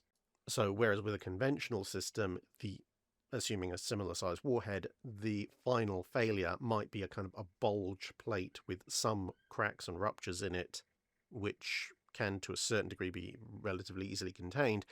With the Iowa or Yamato systems, if it fails, you're talking about a huge, extremely destructive failure, which is going to emit huge amounts of water, which obviously the Yamato actually found when she was hit. And in particular with Yamato, the joint, as I said, being riveted, wasn't particularly strong, or as strong as it should have been, which contributed to matters. But even with the South Dakota-Iowa class system, you still have that weak point there. And with those systems, the North Carolina system as well, the other issue you have is the potential for the explosion, instead of rupturing the joint, is just to go down and around it. And again, concentrated shear force at that joint rupturing through. Now, there is actually a very good example of this. Well, there's several good examples of this. There's the example of North Carolina herself when she's hit, but another good example is one that people picked up when I showed the diagram of recently, which is actually USS Saratoga when she took a torpedo hit, because, of course, being a Lexington-class battlecruiser hull, she still had a good chunk of her belt armor in place, and you can actually see exactly that, the effect that I'm talking about on display in that damage control diagram. So we'll switch over to that. Now, in this case, she doesn't have a particularly deep belt because she's an early 1920s design, but you can see at the bottom there where the torpedo explosion has occurred, and then you can see most of her torpedo defense system doing the whole flexing away and essentially absorbing the energy by itself being destroyed. But then look at where the lower part of the belt is, and you can see you've got force pushing in to the belt. The belt, however, being rigid, is resisting, and that means there's been a concentration of force where there isn't as much resistance. In this case, it's the lower edge of the belt. In Yamato and Iowa's, it'll be the joint between belts. And then you can see right there the whole backing system there has just been torn and almost ripped in two. That is exactly the kind of failure that you're talking about. And obviously that's in the systems we're talking about can propagate along the entire length of a joint for a plate. That's really, really bad news. If you want a crude, imperfect, but somewhat easy to understand explanation to cap all of that off, think of a door that somebody's trying to kick in. If you have a weak door, they might be able to punch or kick their way through it, but they're going to end up with this splintered little hole about the size of their arm or leg. To destroy the rest of the door is going to take considerably more work, and assuming you manage to get rid of them, then patching up that door is, I mean, it's not great, but it can be relatively easily done. If you have a much more rigid door, but you haven't upgraded the hinges or the locks, then yeah, they might not be able to kick through the door, but if they then kick it hard enough to just rip the screws out of the hinges, the entire door comes down. And this is a much bigger problem because essentially all the force that would have gone into in a weaker door smashing through a small section of it has been transmitted to the weakest point. In that case, the hinges. In this case, well, the joint between upper and lower plates. When we're talking about the Yamato and Iowa systems, and in the Saratoga's case, the lower edge of the belt, and then the failure is considerably bigger. So obviously the lesson, if you have a fairly rigid door, is make sure your hinges and or your locking system provides a good amount of support, and then make sure your door frame and your walls can support it as well. And the lesson for battleships is, well, every protection system is something of a trade-off, because notably ships that don't have an internal sloping belt, so something like a King George V with its external, mostly vertical, but sometimes inclined belt, they don't have this problem, even though obviously King George V has quite a deep belt, because it's also designed to protect against diving shells, because the armour is outside the torpedo defence system. So you might end up with a few chunks of the lower armour being perhaps pushed in if the torpedo detonates relatively high in the ship's protection system. But once the torpedo explosion has entered the torpedo defence system, it's facing a fully, in the King George V's case, liquid and void layer system with distortion-prone bulkheads all the way through, which is what you want. There's not that rigid backing point, which could cause a massive failure at the last moment. Of course, the trade-off for that is you have an external, more vertical belt, and you need a thicker belt at that point. So, again, it's a trade-off. Not shaped for sportive tricks asks, you mentioned the reason that the second class of King George V, the World War II ones, had a low forecastle was to allow their forward guns to fire directly ahead at zero elevation, which tended to make them wet as a rock in a seaway. The thing is, I can't think of a close-range stern chase in the steam era that would justify this choice. Are you aware of any? And P.S., do you have any plans to release videos from the Sydney part of your Australian expedition soon? Well, for the Sydney element of things, I have done the video on MV Crate and Operation Jaywick, which was, of course, at Sydney. But yes, over the course of the year, hopefully you will see a few more videos from the Sydney element of the Australian trip. It's basically just scheduling. Now, regarding the King George V's gun elevation, it's not so much about a stern chase, but it's about the predicted nature of battle. Because you've got to remember that the King George V's guns are such that a relatively minimal elevation can get the shell to travel a fair distance. For example, at a mere 5.5 degrees of elevation, the shell goes about 10,000 yards. 2.5 degrees goes about 5,000 yards. You might think, well, that's suicidally close range. But bear in mind that Duke of York opened fire on Scharnhorst at about 12,000 yards, and King George V got well within 10,000 yards of Bismarck in the last stages of the fight with her. Rodney got even closer, but that's neither here nor there. Now, admittedly, in both cases, the Duke of York and King George V weren't having to fire directly over their bows in that specific circumstance. And for example, if you substituted King George V in for Washington when she fought Hiroshima, again, that range would have been very close, near zero elevation. But again, not needing to fire over the bow. But it does kind of show that a battle at a range close enough for the guns to be firing at almost zero elevation was certainly possible. And when the British were designing King George V, although they were thinking about, battle line engagements and such, Jutland style, they also had to acknowledge that they were potentially having to prepare for a war on two fronts, two very different fronts, which would split the fleet. Plus, you'd have ships in repair and refit, which would reduce the fleet further still. Plus, even within those given theatres, you might have multiple assignments for ships, which reduces the number of individual ships on any given assignment still further. And suddenly, because of the relative lack of numbers of battleships as compared to the Grand Fleet in World War I, you're looking at a situation where you might be engaging with one or two capital ships versus one or two enemy capital ships. And that means that the whole line of battle, which prevents usually opponents from crossing your T or whatever, assuming that your tactics and maneuverability work out, suddenly that's not there anymore. You've got a lot more flexible room to maneuver if you've only got one or two ships on each side. And then you combine that with the fact that the British, when they're designing these ships, they acknowledge that long-range gunfire is definitely a thing, but they reckon that the decisive battle range is in the low tens of thousands of yards, and King George V's are designed to get to that range and then survive in that range as they duke it out with their opposite numbers. And if you're aiming for that to be your ideal range, then it's entirely possible that, given that the enemy gets a vote as well, you may well end up with either your primary target or perhaps a secondary target like a cruiser getting even closer than that range. Going down into the thousands rather than the tens of thousands of yards.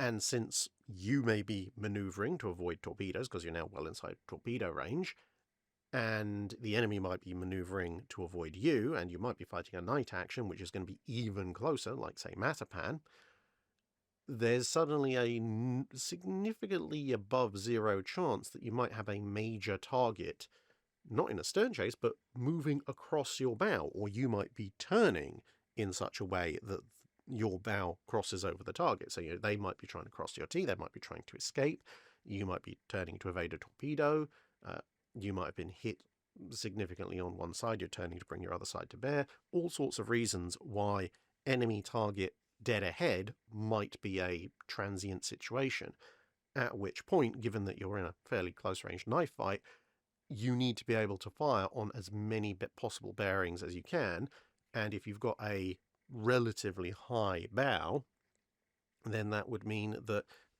an arc in your forward section can't really have your guns fire, because you're either going to blast away a section of your bow with the shockwave of the gunfire, or literally blast away a section of your bow with the shell. So lower the bow and now you can fire across that entire arc, and that gives you a bit of a decisive advantage in a melee engagement compared to a ship in the same situation which has a higher, better for seakeeping bow. Now, of course, the amount of issues they had with seakeeping versus the, as it turned out, relative lack of need for that kind of snapshot engagement situation meant that when they were designing Vanguard and revising the Lion class, they brought the bow back up again, but that was the logic behind the original decision. Admiral King's preferred shaving implement asks, on page 118 of Pengelly's Sir Samuel Hood and the Battle of the Chesapeake, he says, but some of the West India ships were in poor condition from having been long at sea, and some were suffering from the degenerative effect that particularly afflicted the early coppered ships. What is this degenerative effect? It was actually the same problem that would rear its head in the early ironclad era when it came to coppering ships, and that was galvanic corrosion. So in the mid-1700s through to the early to middle part of the late 1700s, as coppering is coming in, the problem you have is that the copper plating that's being attached to the ships is obviously being retrofitted onto existing vessels. Existing vessels, which previously haven't had large amounts of copper strapped to their outsides, have a huge number of iron fastenings, iron nails, and iron bolts holding them together. And you can see where this is going.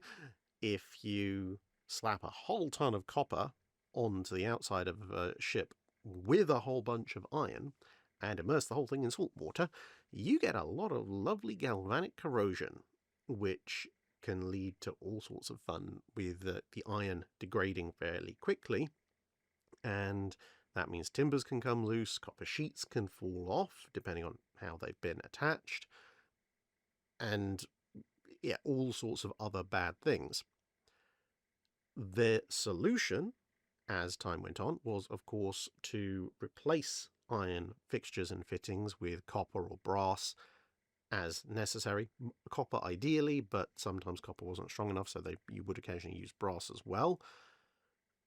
But in the early ships, which had already been built with iron and they hadn't quite cottoned on to exactly what the problem was, or they couldn't really do much about it, or they judged that, well, the advantage of coppering the ship is such that if we copper the ship now, yes, a whole bunch of its ironwork will degrade, but we'll bring it into dry dock, replace that ironwork with copper work and brass work, and we'll all be fine. But then if the ship stays out at sea longer than you predicted, then these issues pop up again.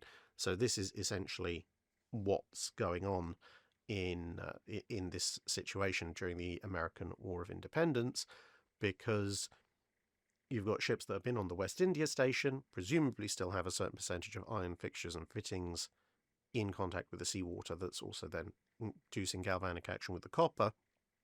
And because refit and renovation schedules have been disrupted by the fact they're being brought into blockade duty and fleet duty for the American War of Independence, they're staying out at sea for a lot longer, and they're starting to have failures of their iron fixtures and fittings, which is going to cause leaks, it's going to cause loosening, it's going to cause slowing of the ships, and so on and so forth.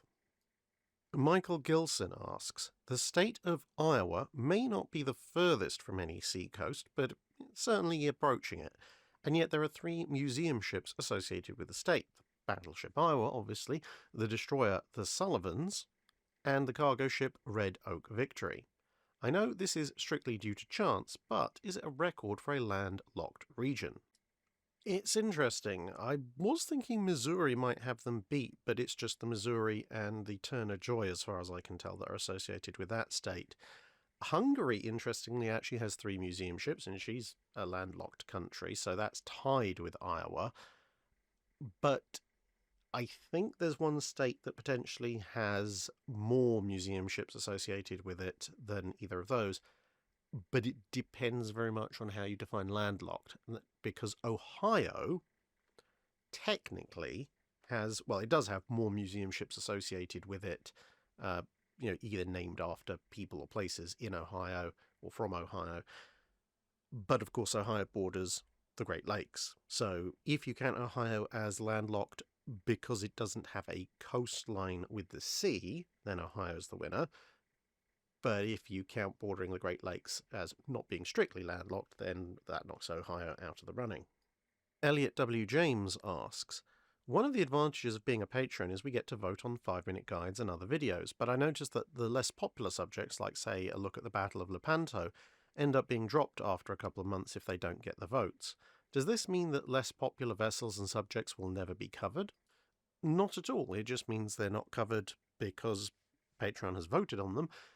But I do actually keep a record of every single poll that's done on Patreon, and stuff that ultimately, for various reasons, doesn't get voted through goes on my list of potential subjects to cover, because ultimately if someone suggested it and at least a few people voted on it, then that suggests there is a degree of interest in me covering it. And of course, usually if someone puts something up for a vote, it means that I haven't covered it yet.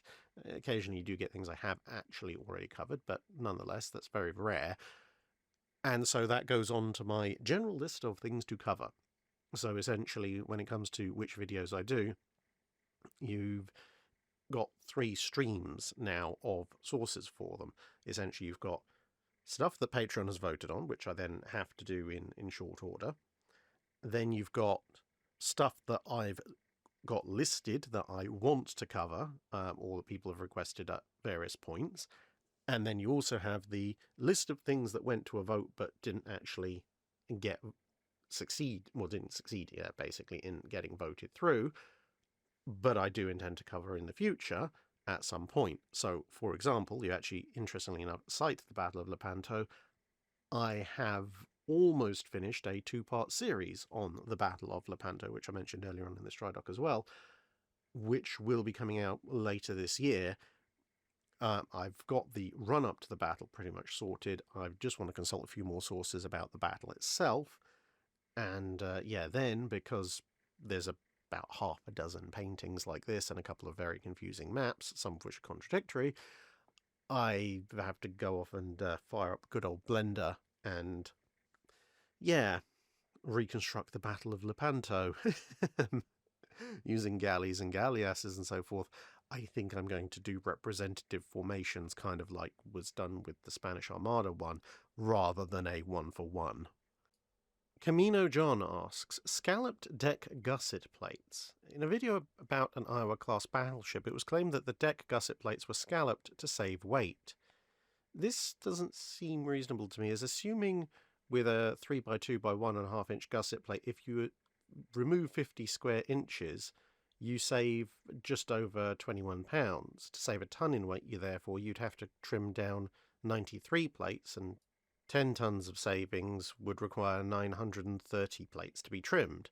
All this saving weight on a ship that displaces 45,000 tons seems to be a bit of effort.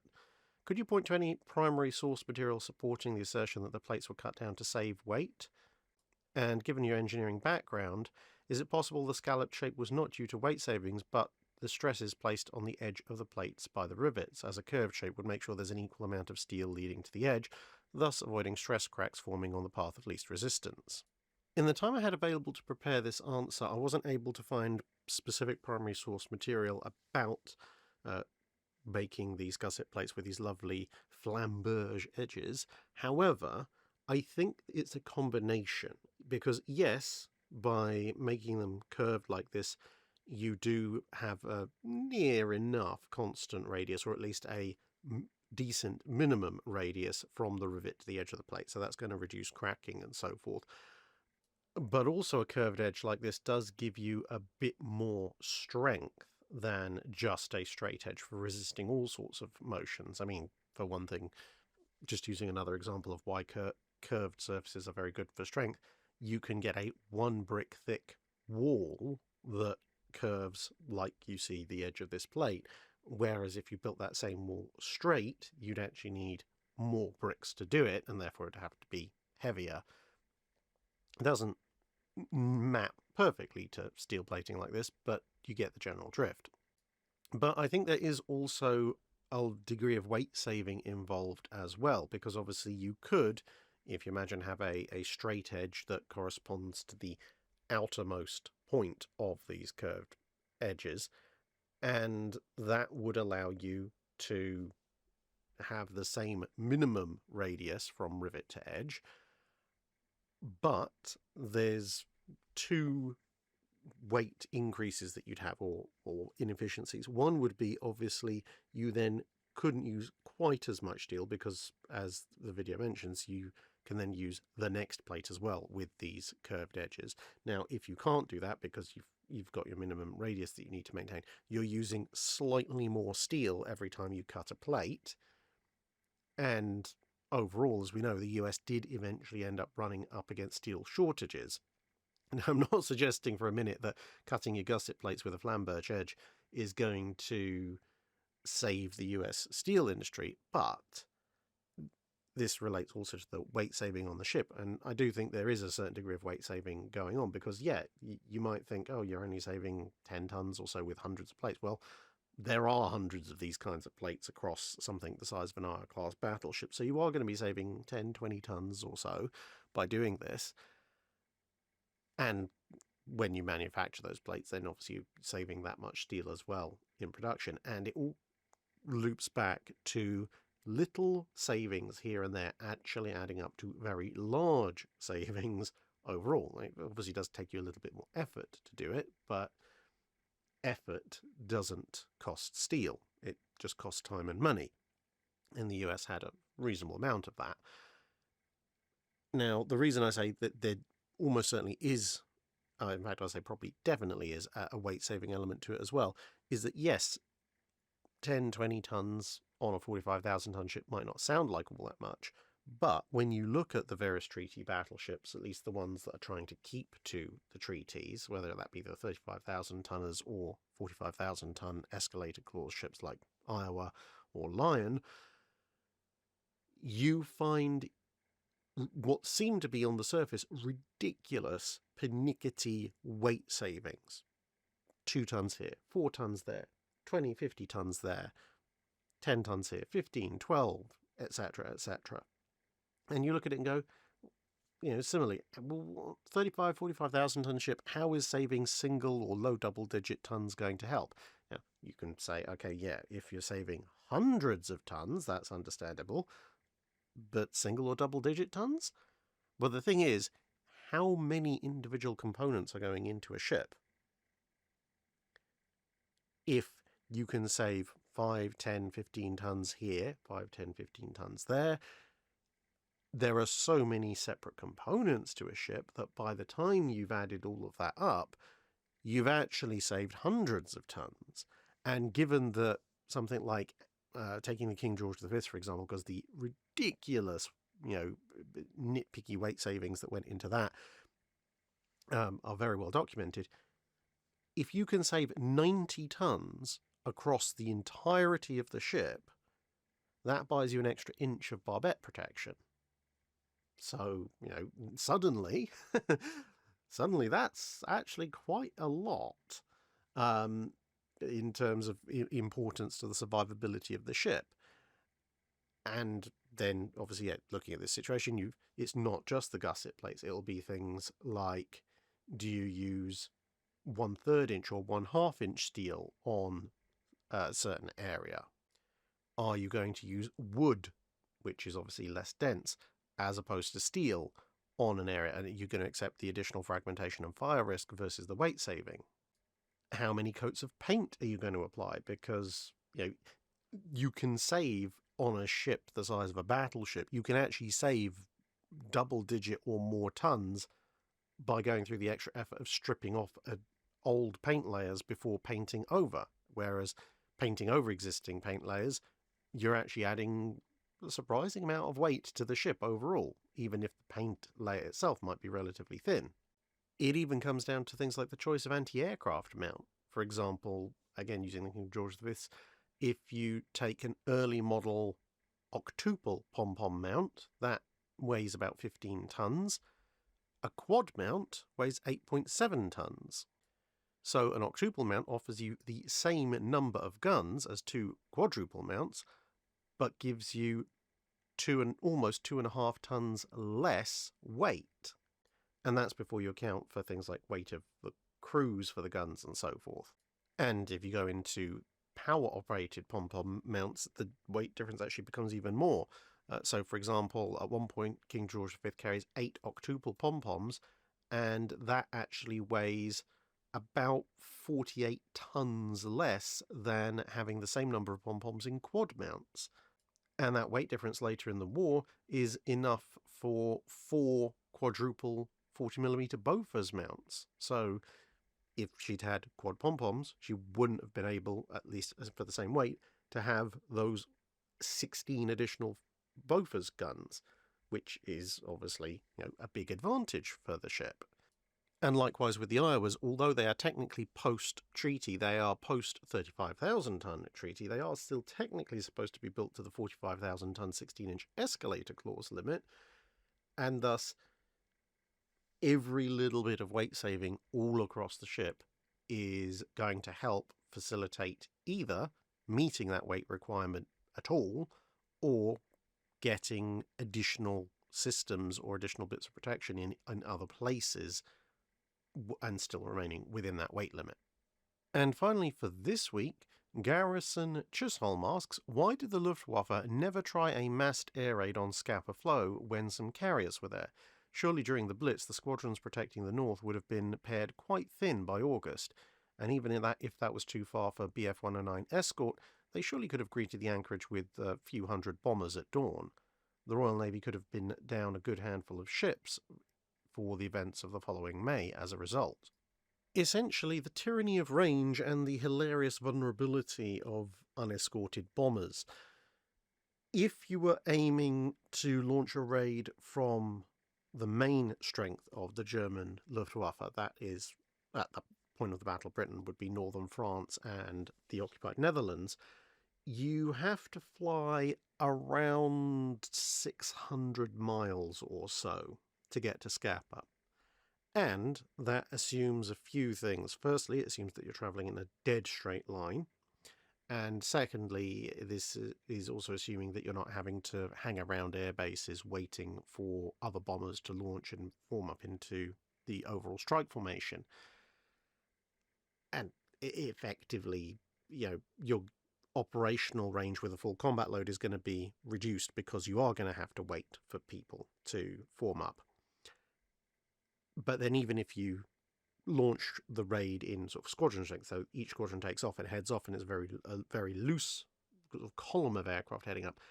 If you head in a direct line for Scapa, if you're coming from France, you're going to fly over basically the entirety of the UK, at which point every single RAF fighter group is going to go, hey, a bunch of unescorted bombers and hours upon hours of interception time. Thank you very much, Luftwaffe, for the free kill count.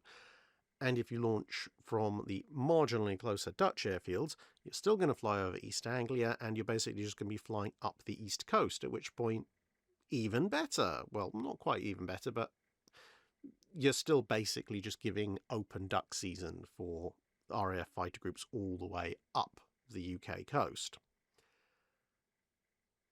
And if you are going to be attacked, not only are you going to be shot down in large numbers, but you're going to be using fuel a little bit more energetically because you're going to go into combat mode rather than cruise mode. And if you go into combat mode, in terms of your engine settings, you now don't have enough fuel to actually get to Scapa and back. The Dornier 17 absolutely can't. The Ju-88 and the Heinkel 111 theoretically would be at the very edge of their margin if they were perhaps medium loaded and mostly operating on cruise, which, as we said, they're not going to do. They're almost certainly going to be intercepted at some point, and if they do the sensible thing and not go a kind of dogleg around the UK, the range increases and you're back to square one. And now, yes, I know a lot of people might be very angrily pointing at certain books or web pages. They, oh no, well, the Heinkel 111 could go 700 miles, 800 miles, 1,000 miles. The Junkers 88 could go 1,100, 1,200 miles.